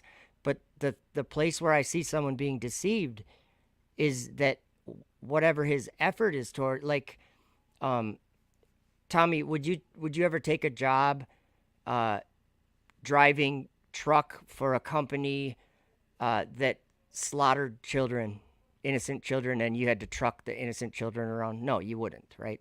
No. You'd be like, no, I already I'm made not. my I'm mind not up. gonna put my effort towards something like that. You know what I'm I'm gonna saying? be real with you. If it ain't in the next couple years and they start putting Teslas out here and we have to drive Tesla trucks, I'm out. I'm not even gonna drive trucks no more. Oh, I wouldn't. Just be like, you couldn't be like tied to something like that and be like, No. oh, I can't do it. No way. I'll live on the side of a street before I do that. Yep. I don't care. But you get what I'm saying. Oh yeah. The efforts that we like. I'm a woodworker, so I build things and I try to do it. I work with people and my name gets around, and I like my phone rings, or like I can't take a break if I really wanted to, or you know what I'm saying? There's no lack of work, And That's good. I just, that's not really what I'm interested in anyway. But what happens is, like, if my work was, like, if I was going to do some woodworking or like whatever for someone that I thought was doing evil or something, Hmm. I couldn't do it. I would be Nope. like, no, I'm not even going to go approach that or bid that or answer that or whatever. Do you get what I'm saying? So, Hmm. so the guy going to SpaceX is the same as us. He's like, SpaceX is awesome. They're doing good things, and that's why I work for him. The enemy has got him. He's trying to ascend into heaven in, as an effort. Like, he's not trying to do it himself, but The he's the building software that does or something. You know what I mean? the Ephesians 6:12 enemy has got him. Yes, the spiritual war Yep, is at with his a soul. height in our lives. Like, it just is, and I think we're in a moment of time, bro, where we're at that end of the age where Jesus was talking about. I think Like you're right. souls are being, yes, souls are being Judged or whatever. judged. Like everyone, like that was in Second Esdras. I think we were reading that too, but it was saying how when he came, he was going to judge everyone while they were still alive, Yep. and he was going to reprove them of their evil and expose it to them, tell them what it was, and like, to me, it's like, well, if it's getting exposed, then we have a choice to make, because if like someone lays something out and says it's this or that, Right. like, you didn't know before, so they wouldn't have like told you to answer if you didn't know, like, but then they said, no, here's the clear thing happening. There's this side and there's that side. You got to make a choice. That's when some people laugh and say that's so dumb, and the other people repent and turn from what they found out to be not good. And they said, oh, I didn't realize that was what you're saying that is. You know what I mean? Think Being about it. involved in these things. Think about it this way: Enoch seen the wicked doing what they would be doing in the last days. It says it right there in chapter 1. Yep. He saw the wicked, that they were removed from the earth. Yep. Removed from the earth. So God already knows who the wicked is, and God already knows who the ones, because we're all sinners, right? Yeah, You say the guy, we were born. the guy working for SpaceX is a family man. He takes care of his kids. I'm a family man. I try to take care of my kids. You know what I'm saying? That's people. That's what we all do. So I'm saying this is on a level that's like your soul. It's on a level where a lot of people, it seems like, might not even grasp that there's a war Yeah, happening. they grasp it. Yep. While they're alive, like, until like, and I, maybe this is weird, but Bob Nodell was no fool. Okay. Mm-hmm. What I'm trying to say is, I really like him and Rob Skiba. I've thought about this, and I'm sure a lot of people have thought about this. What they know now, I think,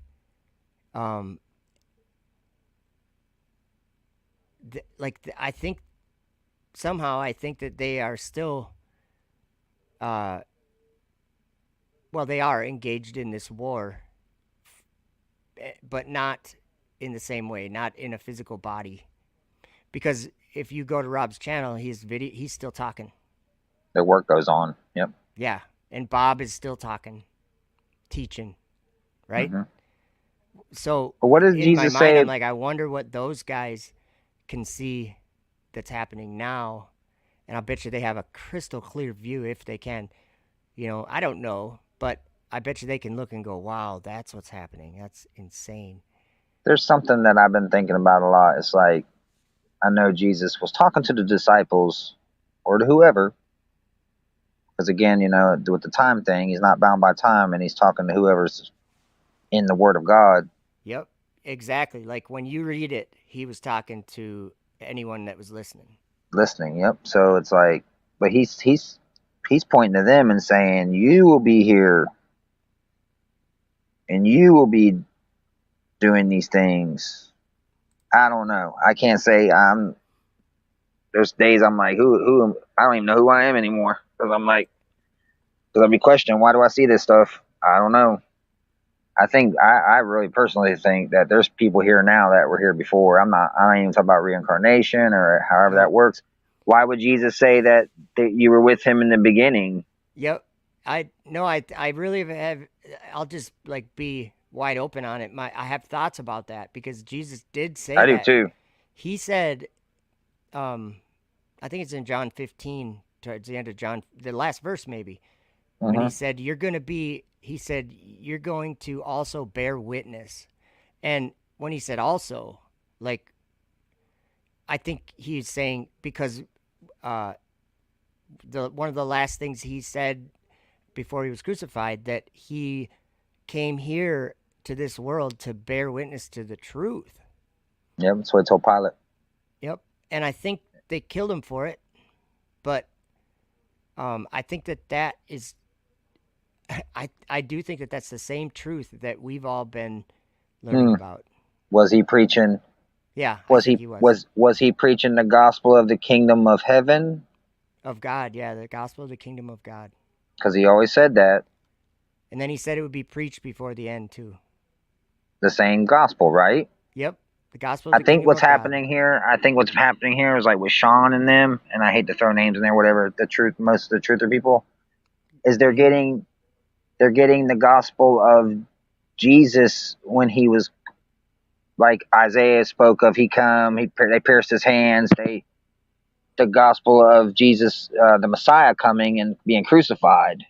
Like how he can cleanse our sins by Yes, his sacrifice. Yeah. the gospel of Christ, the gospel of his crucifixion and his, you know, Yeah, his plan, there's lots of for sin. But I think they're getting that confused with the gospel of the kingdom of God that well, comes in the end. and you mentioned Sean, and that would be the person that I would think actually kind of the opposite of that. He's like, he actually, because well, I mean, his channel's called Kingdom in Context, but he talks about the gospel of the kingdom all the time, and I think that if you listen to him, and I've never asked him straight out, but I think he has the idea that the creation that was declared, that we've all been learning about, biblical creation, 6 days, all those specific things that are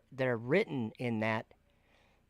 I think that Sean is under, I think he thinks that being revealed in our time, that is the gospel of the kingdom being preached. I think that's what he thinks, but I might be wrong on that. But that's what I think too. Because I think, like, and some people would call it flat earth. Whatever you want to call it.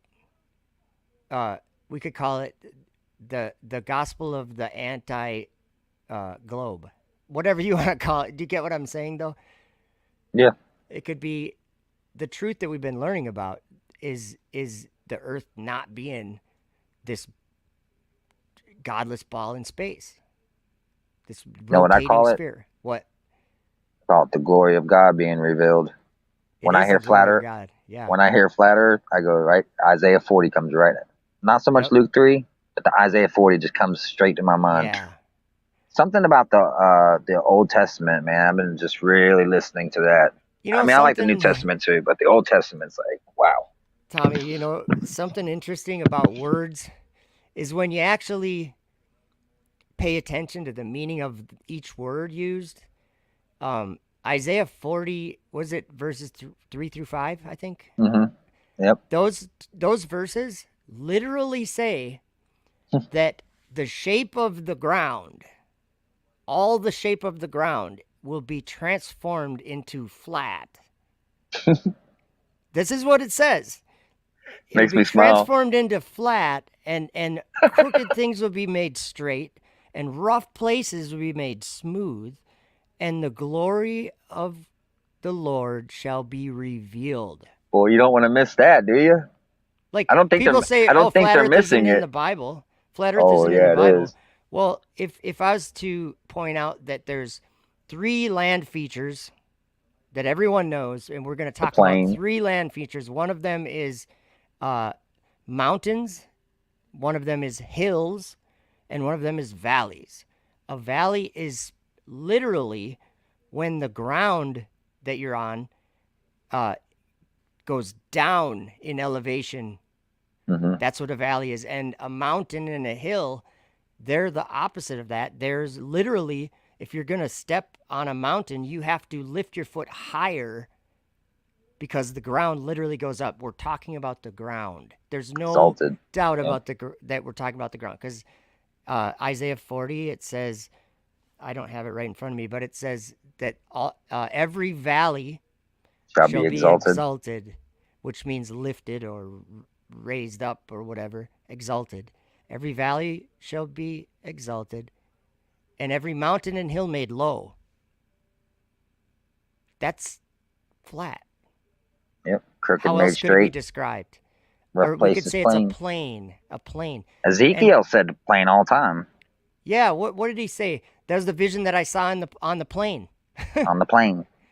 He even says in that one, I think it's in chapter 8, something about the glory of God, and he said out on the plain. Yeah. Like, wow, that's exactly what Isaiah 40 said.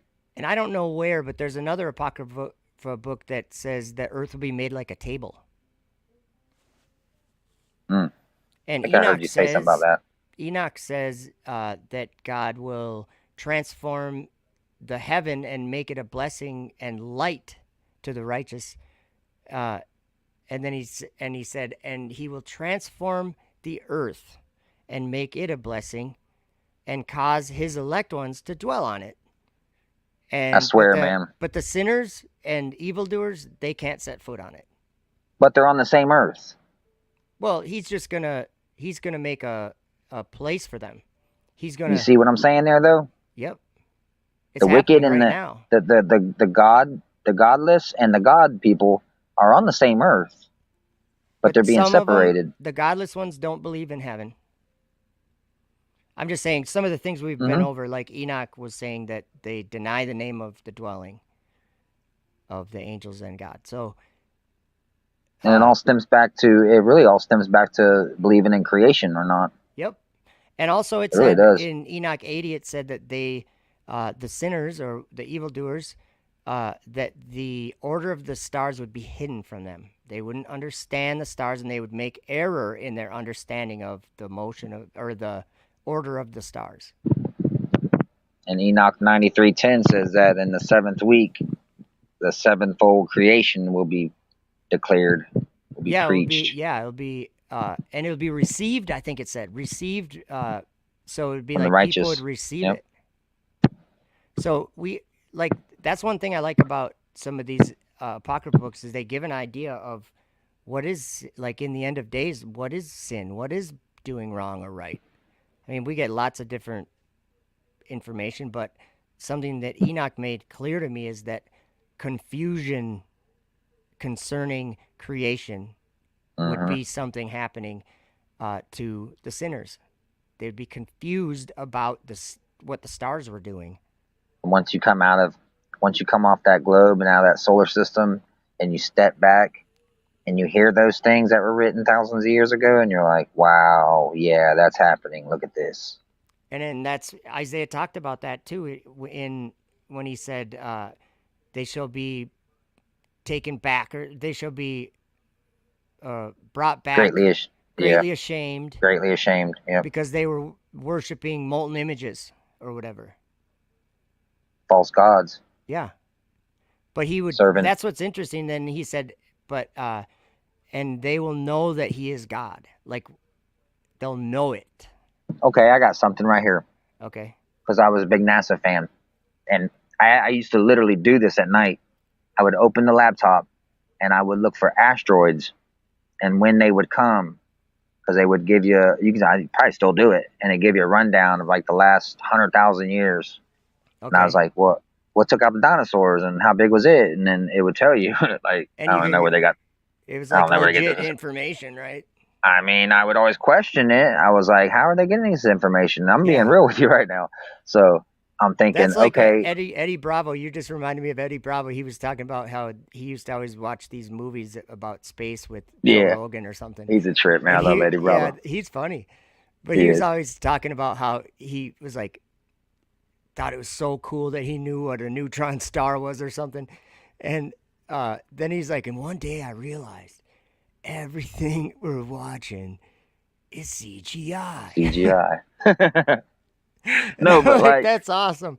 What's with up, Tony with the Scoffy's house is here. with Good to the see you. asteroids, And with the Rebecca V. asteroids, and you would say, and it would say, in another 100 years, one's going to be big enough to take out half the country or something. You're like, oh wow, that's pretty big there, or it's going to be like a near miss or whatever. So Well, I'm that's what thinking of Elon the. Musk says. Well, I'm thinking of, and yeah, that's what I'm saying. He's in the same situation I used to be in, Hmm. and I'm thinking, okay, so It's bound to happen. they're putting their well, hold on, they're putting their trust in instruments they put in heaven to prepare them for something that could destroy the earth. Wow. But Yeah. someone that's come out of that now, they're like, oh no, God's in heaven. That's I ain't even worried about that. Yep. And then they say no one can get through the firmament. You They're see what I'm solid on saying? that. Like people on a large scale. Like I get a good idea of stuff on TikTok because I get some of my videos get a lot more views. I had one about the firmament that I just put like maybe 2 weeks ago or a week ago or something, and it has like 90,000 views or something. Wow. And so I have like 1,500 comments or something, and I read through the comments, and it gives kind of a good idea of what people are thinking. Like Hmm. generally, I mean, and most people that believe in the firmament do not believe that anything can ever make it through. What book is that where it says they'll spring forth and it's there's something in the like it sounds like the world will be quiet for a certain time, like nothing will be happening for a minute. I'm not sure what. Spring forth and singing, and then all of a sudden it just gets quiet. I'm thinking, There's a could half you hour in heaven, I think, in Revelation. I that think. space in a half hour? Yep, that one. Yeah. But this is something I think it's in Esdras or something, but it talks about like the store shelves will be empty and everything Oh will be yeah. quiet, and you know Oh what it yeah. makes me And think then of? suddenly the storehouses would be empty, and yeah, that's in. It makes me think of the whole because I was driving truck during that time, the COVID, Yeah. how Yeah. quiet, and it's like okay, Like I was on the road like when that hype of that thing was going on. nobody. I was driving down to Ron's, this guy I work for that has a farm down south, Hmm. and there was nobody on the road. Nobody. It's like Christmas morning. And usually I'm like sitting in traffic because it takes over an hour Hours. to get to his house. And I I know. make it there in like 45 minutes and And I'm didn't hit a thinking, single Joe, light. I'm like, It's crazy. that scripture makes me think of that. I'm like, is that what that was talking about? Because right before that is when the truth came. Yeah. It's almost like God showed us the truth right before that came, so Well, we and would then know. I don't know if you caught on to like something interesting in Revelation 6, I think it is, where it's talking about these horsemen. Yeah, Um, 4 horsemen. yeah, and it says, I saw when the Lamb opened one of the seals, and I heard, as it were, a noise of thunder, one of the four beasts saying, "Come and see." I saw, and behold, a white horse, and he that sat on him had a bow, and a crown was given unto him. And he went forth conquering and to conquer. A crown was given unto him. That's Corona. Like that Corona, word is yeah. Corona.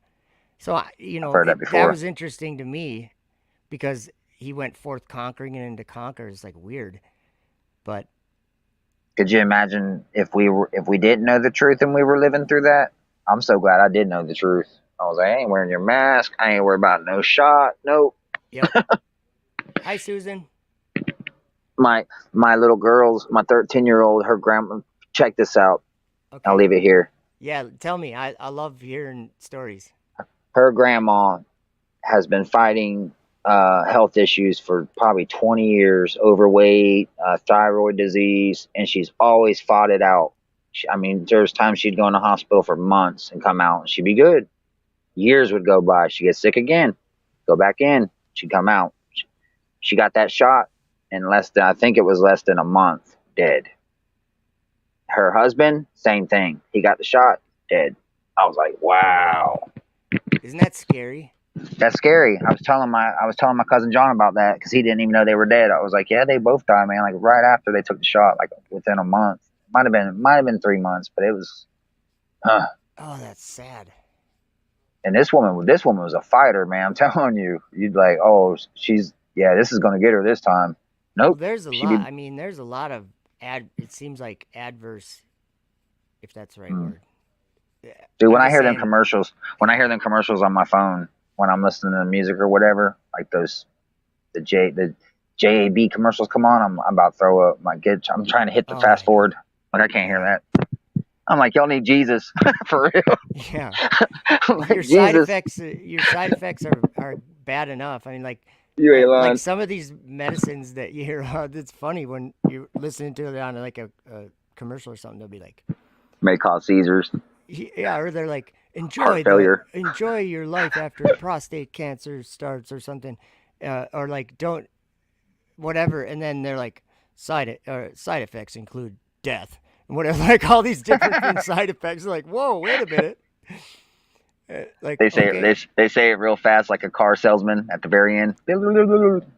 Like Yeah, I think one of them was like, don't go near pregnant women or something. I'm like, whoa, what is this toxic stuff? Don't go near pregnant women. Don't go near a gas can. You ain't right. Especially if you have matches in your pocket. I'm just saying though, if you think about it like that, we're so blessed to know the truth before that happened, because I think it would have been a whole different situation for all of us not knowing the truth during that time, man. That would have been scary. To me, it would have been. Sugar68 said it real nice. She said, thank you, or thankful to be awake in the end times. Mm-hmm. Me too. I guess blessed. If it could be me or somebody else, I'd rather have it be me. Because I'm me. Yeah. So here, you know how we're talking about new heaven and new earth, and it's not like maybe a physical one, like I always kind of read it that way, that John was seeing a different place, like a whole different creation or something. And now I see it like maybe John experienced in so many ways. John experienced in his vision, he experienced what those people experienced. Like he saw the same thing. He saw a new heaven and a new earth. And it's so interesting that the gospel of the kingdom. Because he did see him singing a new song, right? Yep. And it was the song of Moses and the song of the Lamb. And they had, I seen in one of your videos, they had signs and symbols or something.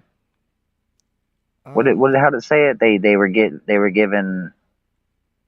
I can't remember. Esdras No. In Revelation, they went forth with signs and something. Oh, maybe you're thinking of Revelation 14. I can't remember what verse it is. Referring to. They were given like names and signs, it just makes me think of the people with the flat Earth stuff. Like everybody's got their own name. Oh yeah, that was an interesting thing too. I think, let me look in Revelation 14, but they had harps. Yeah, harping with harps. Yeah, they were harping with their harps, and I'm like, for some reason, my mind's thinking of like a laptop and a tablet. Hey, they were making music. They were singing a new song. I never thought the dragon in Revelation would be SpaceX dragon or a rocket at that. Like, it almost sounds ridiculous. But I think that's the world we live in. That oh, for sure, it is a ridiculous thing in this world to think the devil could manifest.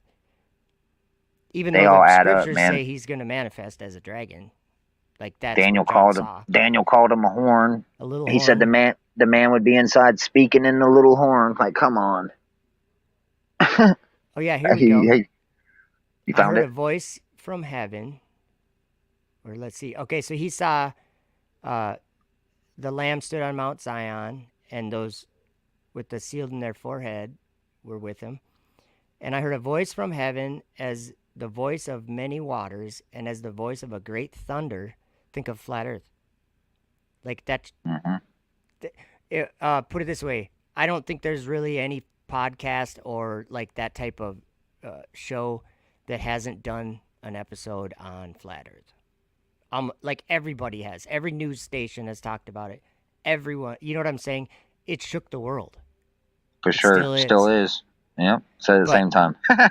maybe I'm wrong, but and that's the voice of a great thunder. And I heard the voice of harpers harping with their harps, and they sung as it were a new song before the throne and before the four beasts and the elders, and no man could learn that song but those 144,000, which were redeemed from the earth.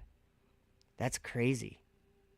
Like, what were they? Okay, when you redeem something, like you're getting something that you've already paid for, right? Mm-hmm. Okay, so you're getting something you've already paid for. You're redeeming it.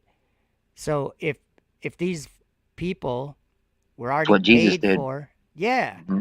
if they were already paid for, and if they were redeemed from the earth, could it be that they were sojourning there, like temporarily in the same place, but they saw a different earth? Ain't that what Abraham did? Yeah, he had faith, and so he believed without knowing without knowing he believed.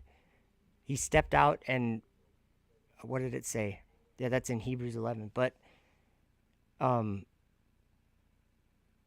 then this other angel, it says, this is in Revelation 14, verse 6, and I saw another angel fly in the midst of heaven, having the everlasting gospel to preach unto them that dwell on the earth, and to every nation and kindred and tongue and people. I think that's the gospel of the kingdom, and maybe this is just a different name for it, everlasting gospel. Because look what it says here. Saying with a loud voice, fear God and give glory to him. For the hour of his judgment is come, and worship him that made heaven and earth and the sea and the fountains of waters. It's always about his creation. Creation, yeah. I mean, who's everlasting? God. Yeah. So the everlasting gospel would be the gospel about God. Right, where God's at, what God made, what God declared. Yep. That's the way I see that, yeah. Here's the patience of the saints. Here are they that keep the commandments of God and the faith of Jesus. So yeah. Epic time, man. Epic times. There's a lot to think about. It seems like Flat Earth is kind of sparking back up a little bit in this last year. Yeah, TikTok, to me, when I go on TikTok, it seems like it's pretty popular on TikTok. That's good, man. And here's how I know. I'm not going, because you know how, like, if I watch a bunch of Flat Earth videos, TikTok's going to send me more Flat Earth videos probably, right? Or that type of thing. Right. But that's not how I tell, because that would be something that would be, like, directed towards my interests, so that wouldn't be a good way to gauge whether it's popular or not. But when I do a live stream from my telescope and I look at the moon or I look at the sun through my telescope or star or whatever, there's not a single live stream that goes by that one of the first comments coming in is flat or round. And it's multiple times that people ask me that question. And so what I'm saying is that lots of people wonder what other people think about that, which is interesting. And one other interesting thing that every time I think about it, it's amazing, and it can't be explained, but a lot of us used to live on the globe. Actually, all of us did. We all lived on the globe. I know I did. And then this truth came along that we consider to be truth. I consider it to be truth. A lot of other people don't. And so it's something that I believe and other people don't believe. They believe something else that I don't believe. So it's a belief that I have a different belief than I used to. But other people keep their belief that I used to have. Some people do. So there's a belief. I have a gyroscope for a fuel saver on my semi, right? What it does is it puts you in the middle range where you want to be. It's like 7.6. It's like good fuel mileage. But if you're going up a mountain or a hill, it puts you down low. Yeah. So it calculates all your mileage and your fuel that you use to kind of give you an average of what your truck's burning. Yep. Right now I'm getting like a 7.6, But like I said, if you just did all mountain driving, you would go down like quick. Within a Oh, couple yeah. weeks, you'd be down to like three miles a gallon or whatever. Yeah, So, because you'd be going uphill a lot. but that's right. So what happens is I go out to like Illinois or let's see, Flatlands. Kansas. I don't go to Florida much, but supposed to be going home this week, actually Friday. Oh, cool. I haven't been home in like 8 months, but when I drive, like in Illinois, I can drive. I know I've actually tested it, and I don't really do it because I'm trying to figure it out. Still, no, I know I can see. My eyes can tell. Yeah, this ain't a globe. Like Yeah. I figured that out years ago, but I noticed that I was like, just this device right here on my dash proves that right now I'm driving and my fuel save is good. It's over the green, like it's doing better than it should. Yeah. So 'Cause it's I'm on flat level ground. And Joe, Makes you think of you're- Isaiah 40. you that we were you just ain't talking lying. And I drive for like 4 hours straight and it don't move, just flat. 65 mile an hour. How many miles is that? In and I mean, out. that right I'm just there, kidding. that right there alone proves. That Yep, little device right it there does. proves. I mean, I look at water and I know it's level. The water really got me. The water really got me. Like that and the moon. The moonlight. Because Yeah, that's a weird thing. I was going up North Florida and I heard flat Earth. It was like at 1 o'clock in the afternoon. I heard it. I was actually watching something on Planet X, and it came on, and I was like, "What is this?" You're like, what's this garbage? I did. I called it garbage. I didn't even turn it on. I was next. Went to the next video. You know what I'm saying? Yep. And The then next day, something the came next back day it came again. on again. Ha. And I never looked up flat Earth, but I was doing a lot of planet studying and Earth studying, so maybe that's why it came on. But when it came on the second day, the next morning I was like, all right, I'm gonna watch this in the morning. I ain't got time right now, but I'm watching it in the morning. And I was driving up to Gainesville, Florida, from Orlando area, and the moon was towards Tampa, and it was full. It was one of them super moons. It's just cool looking moon. And I'm driving up 75, and it's pretty level until you get up by Ocala, Wildwood. It gets a little hilly there, but it's pretty level. Like Central Florida's pretty flat. And I'm looking at the moon, and I'm thinking, where's the sun at? It's down underneath us in China right now. And you're Like thinking, China, how can it be like this? I'm like, how is that how is that moon lit like that? The whole moon, like I can Yeah. see the whole thing. Yep. And it was one of them super moons. It was like right there in my face. The next day, same time, I was going to the same place, same moon. Nice. That moon was there for 3 mornings, Joe. I don't know Just how, or staring it you was in some the weird eyes. anonymity, and that third day I asked God, I was like, I just said it out loud driving. There was nobody with me or anything. I was like, all right, God, if there's something you need, this is exactly what I said.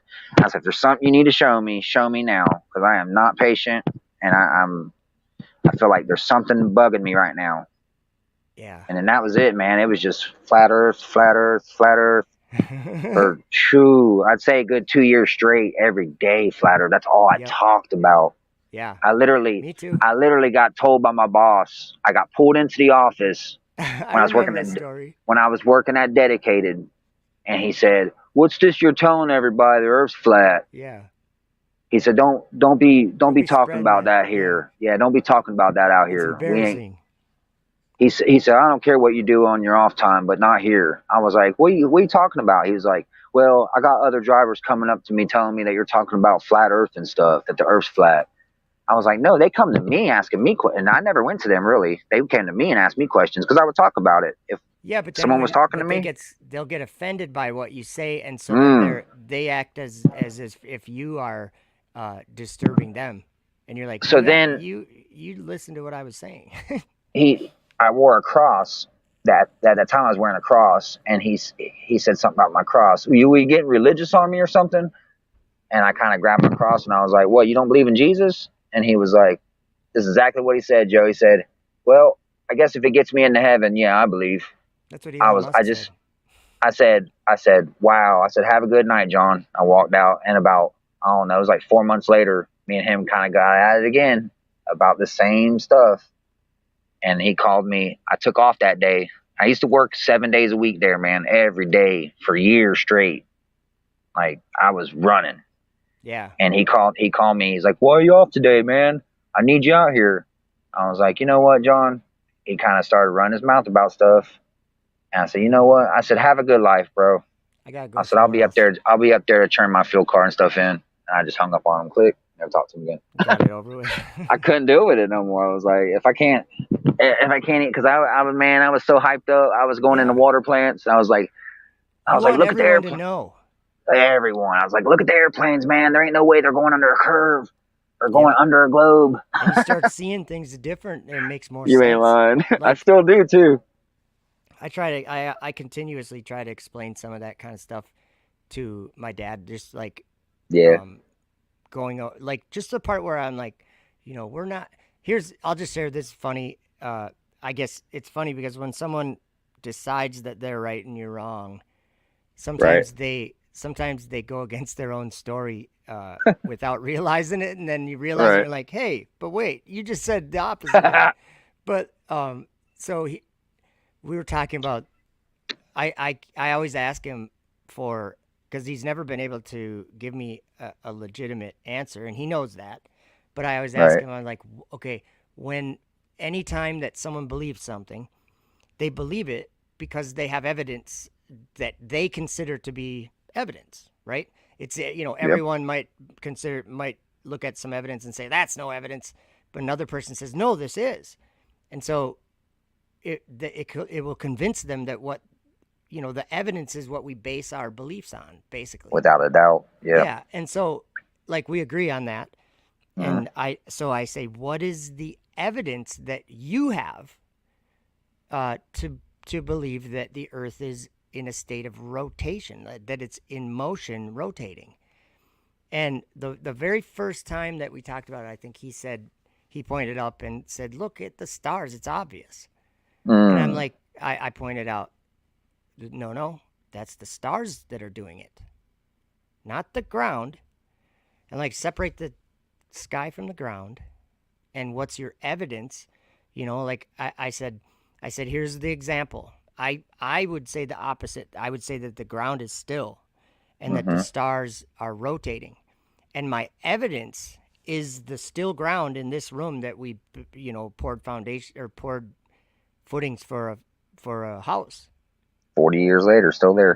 Here is where my evidence is. This is the evidence that I use to convince myself that this evidence is true. And I say, so it's the ground, it's the floor is my evidence. And then the sky rotating, my evidence of that is something like when you put your camera out and you take a long exposure time lapse and you get the star trails going around. That's because they're in motion. So they're what's turning. My camera was still the whole time. I wasn't like moving my camera. So that's my evidence that the sky is rotating. We have they come up in the east and they set in the west. That's a different side of the world, like they're going up on one side, down on the other side. So that's the evidence I have. And so then he was saying, well, he was like, but if you're, he said, you can't measure something. You can't measure how fast or if something's moving if you're on it. And I'm like, then why do you think the Earth is rotating? He's like, my evidence isn't good enough because you can't measure that, or you can't. He thinks the Earth's too big that you're not going to feel it. He's just saying that if you're on the thing you're trying to measure, you wouldn't be able to measure its motion. Yet that's the entire thing that he believes. So I was like, wait a minute. What about, like, you're supposed to be giving me evidence of the Earth rotating and you're saying that you can't get any? Like, not from the surface of Earth, you wouldn't be able to tell. I'm like, well, like, that's why I'm saying we do have evidence of it now. That makes me think, because they say that the atmosphere is churning with the globe. Okay. Yeah, and it's all still. It's all still. I understand that on our side, but I'm thinking if I was back to what I used to believe, couldn't you put something in space and keep it not moving or something? Like, I don't understand to see. Yeah, you're talking like stationary orbit or whatever, like that. No, you would have to obviously fight to keep from moving. But I wonder if you did that, if you went up and you and you fought the force of the winds, if the world would, because from up there, I really think they're just Oh seeing yeah, a I see little. what you're saying. I see what you're I saying. think they're just seeing a little piece of the earth. I know they're Yeah, not they're seeing seeing a the very whole small earth, part of it. a Very small small. chunk of it. That's why when we watch like a time lapse video from the ISS, and you start watching it going over this ball, and I swear the ball turns 4 times before it gets to Right. the Terminator, Back or to the the nighttime. And it's Yep. like it should only spin a half of a turn, half but a just turn. the Yeah. view that they have, it makes it look like a globe or whatever that you're seeing far reaches of, and Man, yeah, who would they have have, known? yeah, Who would have known the world's labeled smartest people?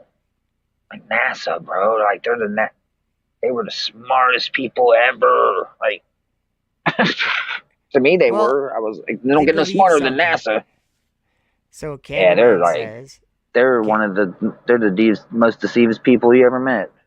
so maybe we can have Candyman elaborate, but he says, this is a perfect example of people who don't understand basic principles fighting to justify insane beliefs based on their misunderstanding. So let me ask you specifically, Candyman, in this statement, these basic principles that we don't understand, could you give us like the kind of a general what you mean by that? What are the basic principles that we don't understand? And I would argue that we probably do understand them, but don't I think I believe know them. one. I think I know one he's gonna say. I bet you I know a lot of them that they'll say. He's probably gonna use the big G word. Yep, that'll be one. Yeah, And that'll be one for sure. Or We all know like that's orbits just a or theory. the solar system, things like that, or ring laser gyroscope, or I think Joe just explained some of the basic principles yeah, that when you go outside and you look at the tree that's been there all your life, Yep. it's still in the same spot it was yesterday. even Kent Hovind, I caught him saying that. Did you remember that video? Yeah. He was talking about some at their dinosaur Adventureland. He was Yeah. describing one of the rides that they made, and it was this. I can't remember. It was like some I can't say it. tongue twisters, like this silly, springy, whatever.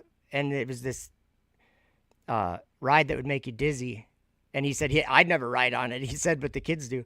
And then he says, when they get off of that thing, they're so dizzy, the whole world's turning. And he said, and so what I do after they get off, I say, tell them to hug that tree, because that tree's not going anywhere. I'm like, busted. Joe slowed it down so he's like, the tree, it ain't moving. Yeah, it ain't moving. But I mean, it's stuff like that like when, the idea where people say the face of the earth. I mean, a lot of people use that phrase. And it's if the face of something, a sphere wouldn't have a face. I'm just saying with the way that we use words. But yeah, It'd have a surface. I think maybe Candyman left, but it was worth a try. I think we've been studying the basic principles. For sure. And what I would say is that a lot of them I find aren't understood by people that are on the other side of the debate. Opposite side of truth. Yep. Like even the big names like MC Toon and Fight the Flat Earth, and those guys, I think, and actually I talked with MC Toon about this, and he agreed with me that these years of competitive debate on the topic, it isn't a side that's learned a lot; it's everyone that's learned a lot. That's good. It's true. Like, yeah. And I said I didn't know a lot of these things at all until at this point I've had the reason to look into them and to try to understand. I used to say much more than I ever did. I used to say the sun was 93 million miles away, but now I say only God knows that. Yeah, because that was another thing my dad kept asking me. He was like, "How far is the moon away?" And I'm like, "You want the official answer or my answer?" It's like I have no idea. I think that's that wisdom that Paul was talking about in Romans. when they profess to be wise and Oh they become yeah. fools. Yeah, Yep. and they start Professing talking about how themselves to be wise. they can Yeah. measure the earth and measure the heavens. Yeah, They sure made it you like can. what did it? He made it like physical, like something like that. Well, how did that go? Professing themselves to be wise, they became fools and Vain. traded the Vain. glory of God, Yep. or changed the Into an glory of image. God into an image. Think about that. That's the Yep. globe. And what's the The glory of beast? God. What's the beast do? It gives the image of the beast. Yeah. What would be the image of the beast? What's the ISS show every day, 24 hours a day? The globe. Yep. Image of the So beast. Wow. I know it's still a mystery to a And lot they of have it in their people. foreheads, right? Yeah. Is that what it's? Yeah, or in their hand. Yep. Or in their hand. So maybe that guy that example guy that worked at SpaceX that we made up, maybe he's got it on his hand if he's He's building that marked. stuff. I think he's marked with the curse. Whew. Stuff to I think think about, guys. I think he's got the Zechariah 5 on him. Whew. No Yeah. End Media, hello, and Joe K, hello. And yeah, I think that's all we got for today. You know what? One thing that we should talk about next time What's is that?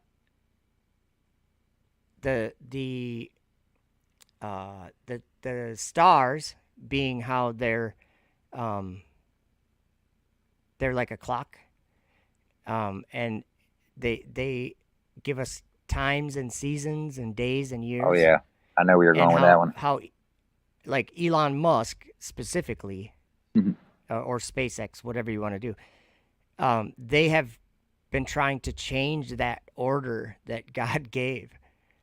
It's crazy. They've been trying to change times and laws, literally. Even the ISS, added to the. Yep. The ISS, any satellites that are up there, anything like that. Can you is trying fathom that? to- That mankind made their own star and they put it with the other transgressed stars, like. Yeah, they put it with. Wow. They put it in the very place where God imprisoned stars for doing the exact same thing. Way to go, hey, NASA. let's join them guys. That's what Lucifer. That's what he says in his heart, though. I will ascend into heaven. I Yep. will exalt my throne above the stars Enoch. of God. Enoch said he saw the sinners being swallowed up into Sheol. Yep. In the presence of the elect. They were watching it happen. Did you see that video I just uploaded? I uploaded it to my YouTube and to my TikTok last night. No. I was riding a Russian Soyuz. Oh yeah. Yeah, Yeah. I love that video. I don't know why. He's like, what is the reason for any of this? Yeah, I remember that one. Man, I've seen every video you got probably at least 10 times. I like just going on the lives and I tell you, man, I can turn them on and just drive. There's a lot to think about, though. Yeah, there is. I guess that's what I've been. I ain't gonna lie, man. I like to listen to some other channels. I try to listen to Adam sometimes. He just posted he just put a video that he made like 2 years ago about the beasts. Yeah, Babylon or whatever. Yeah, I thought about pressing it, and I was like, You know what?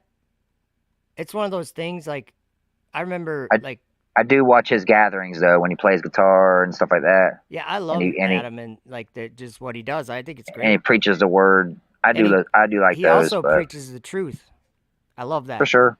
Like I'm just saying, he doesn't skip a beat when he's talking about what God said about it. He's preaching the gospel. Yep. So is of Sean. The kingdom. Yep. And that's for sure. I think that's what's happening in this time, and so people would call it a dumb debate or something. Oh, I don't think. The other day, Dean Odell posted a flat Earth video that he did a couple years ago, and he put it back on his channel.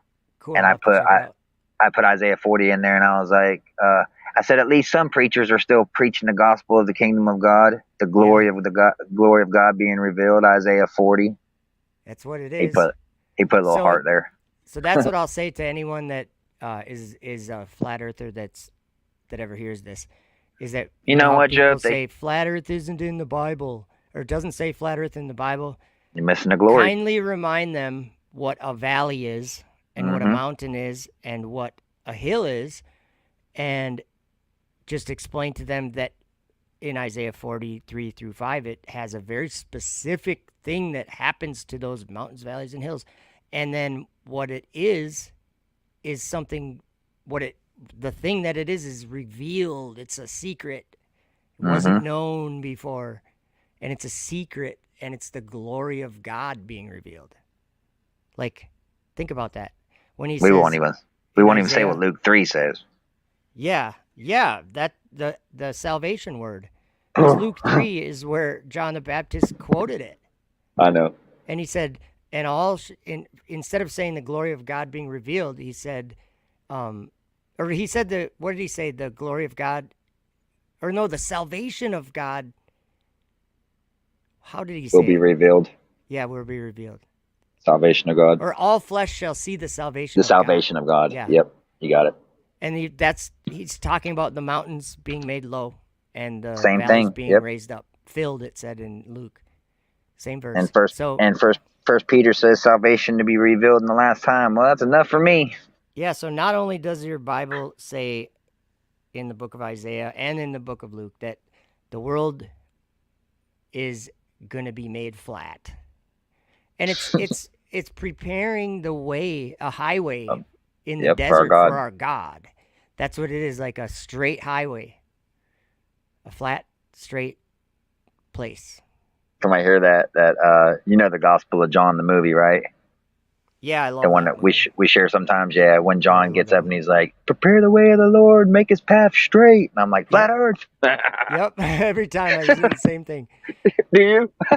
Like in my mind, I'm like, it's the Flat gospel of Earth. the kingdom, or Yep.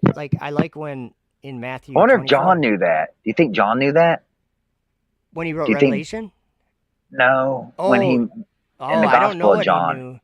he knew. He had he came from He's seen like you were he's talking seen the about Lord before. coming before he came. Like he's seen Yeah. Jesus come before And he came. That's crazy. He said the one that sent me told me this or whatever. What did Yeah, he that's say? crazy.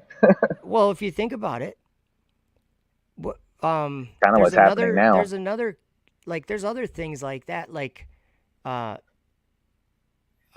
trying to think what it is. Like the spirit of Elijah or something like that. Like that. Yeah. I think that, I guess it would be angels maybe, or angelic, like people or angels. I really don't know, but they were with him at the beginning, and they are they were chosen by him. Servants.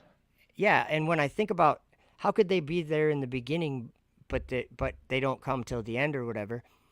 And in Ezra's, it says, in Second Ezra's, it says that somewhere it says that they can't see, or no one can see the Son of God or those who are with him until his day. So I'm thinking, like, those prophets, they're the ones that are with him, and who knows how they come into the world. I mean, obviously they're born in their mother's womb, but I'm still trying to figure out how Daniel and John come back in the last days. I'm not. I think I know how they came back or coming back. I think that it's so weird to think about it, but like every time we study the book of Daniel and the beasts and stuff, it's not just through us. the word. We're actually listening to what Daniel said. He said, I understand that. I understand you know what that. I mean? Like he's. So you think it's like that? You don't think it's I don't like really know how, but Daniel came back as a person? Well, that could very likely be true. Didn't John the Baptist have the spirit of Elijah in him? I don't remember what it was. Let's see. Even though he claimed he didn't. Well, and I see that happening too. Clearly. I know, but he didn't claim that. Oh, you know what it was? He was sent to bear witness to the light, who is Jesus Christ. Yeah. Who's Jesus Christ? Yep. And Jesus John the Baptist was my favorite. Jesus came to bear witness to the truth. I used to love the book of John until the book of Isaiah, the book of Jeremiah, and the book of Psalms opened up for me. Those books That's right awesome. they're amazing. That's awesome. You're like, wow. The book of Isaiah is just amazing. You ain't lying. Jeremiah's good too. So it says, in the beginning was the Word, and the Word was with God, and the Word was God. The same was in the beginning with God. All things were made by him, and without him was not anything made that was made. In him was life, and the life was the light of men. and the light shineth in darkness, and the darkness comprehended it not. Mm. There was a man sent from God, whose name was John. The same came for a witness, to bear witness of the light, that all men through him might believe. So I want to compare this with what Jesus prayed about in John 17. He said that the ones that the Father gave him, that they received his word, and then he was going to send them out into the world. And he said he was praying that the other people in the world would believe on him because of what they said. Right. So like he sent messengers out. Yep. And they preached, and he was hoping, or he was praying Supposed to be 144,000 of them. Yeah, I think you're right. And he was, remember, after John saw them being sealed in their foreheads, he looked, and there was a great multitude that he could not even number. So there was way more people there, and they were all praising God. So I think that it's like, that's what a ministry would be, right? Like the 144,000 would be probably, you could define them kind of as like ministers or gathering the church. Yeah, and they were preachers or something like that, kind of. Or they they sang the new song. Or they were just people that didn't know what they were doing. They were just doing it. Yeah, maybe they were born for kind of what I'm such a seeing. time. Yeah. Like maybe they like. I don't think we understand all that, but No. I know that there's something to that makes me think. But you know what, Joe? I see, like I said this to you before, I see people doing what these prophets said they would be doing. Yep, I do. And they don't even know they're doing it. No, and it's such an amazing thing that they're doing it for. I just let them do their thing. I think it's awesome. I ain't gonna lie, I used to kind of fight against them. Like, y'all don't need to be doing this. You need to be doing that. So now y'all do your thing. Yeah, exactly. So, like many years ago, like when Adam would be making some of those videos, like we were talking about the Babylon or the beast and stuff like that. And I disagree with what he's saying, but I hear you. But Adam is my brother, and he's like doing what he feels called to do. So I need to just adore that he does that. That's right. Like that. Like there was a comment in this chat, in this live stream, and it doesn't matter who or whatever, but when we were playing John Pounders and David Carrico, the Midnight Ride, when we were playing about that star. Someone put in the comments like Masonic shills or something like that. And what I would say is whatever you think of someone else, what does David Carrico always say that I love? He says, the only thing that matters is that you put your trust in Jesus Christ and this word of God. Oh, I thought you were going to say.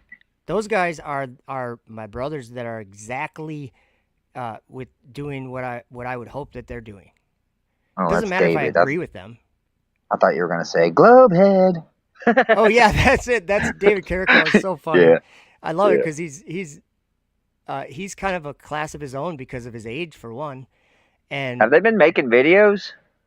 Yeah, I think they have. I think gotta go on they there. had a couple weeks, maybe. The last one, like a week ago, I think they had to go on Rumble because of the topic they were talking about. Oh wow! And I listened to some of it over there, but then I think there was a marathon or something that they played last night, I think. So I don't know. I mean, check them out. I might have got unsubscribed. Too. They got a lot of stuff going, I'm sure. Anyway. Yeah. So I always worry about David's health, though. I think everyone does, Man, I was just thinking about that when you were talking about Bob. When you were playing his video, I was thinking about that. I was like, man, it's gonna be sad if he goes. Ooh. It's one of those things, though, that I'll tell you what. If anyone's ready, I bet you David is. Man, we're all gonna meet up soon anyway. We got a feeling.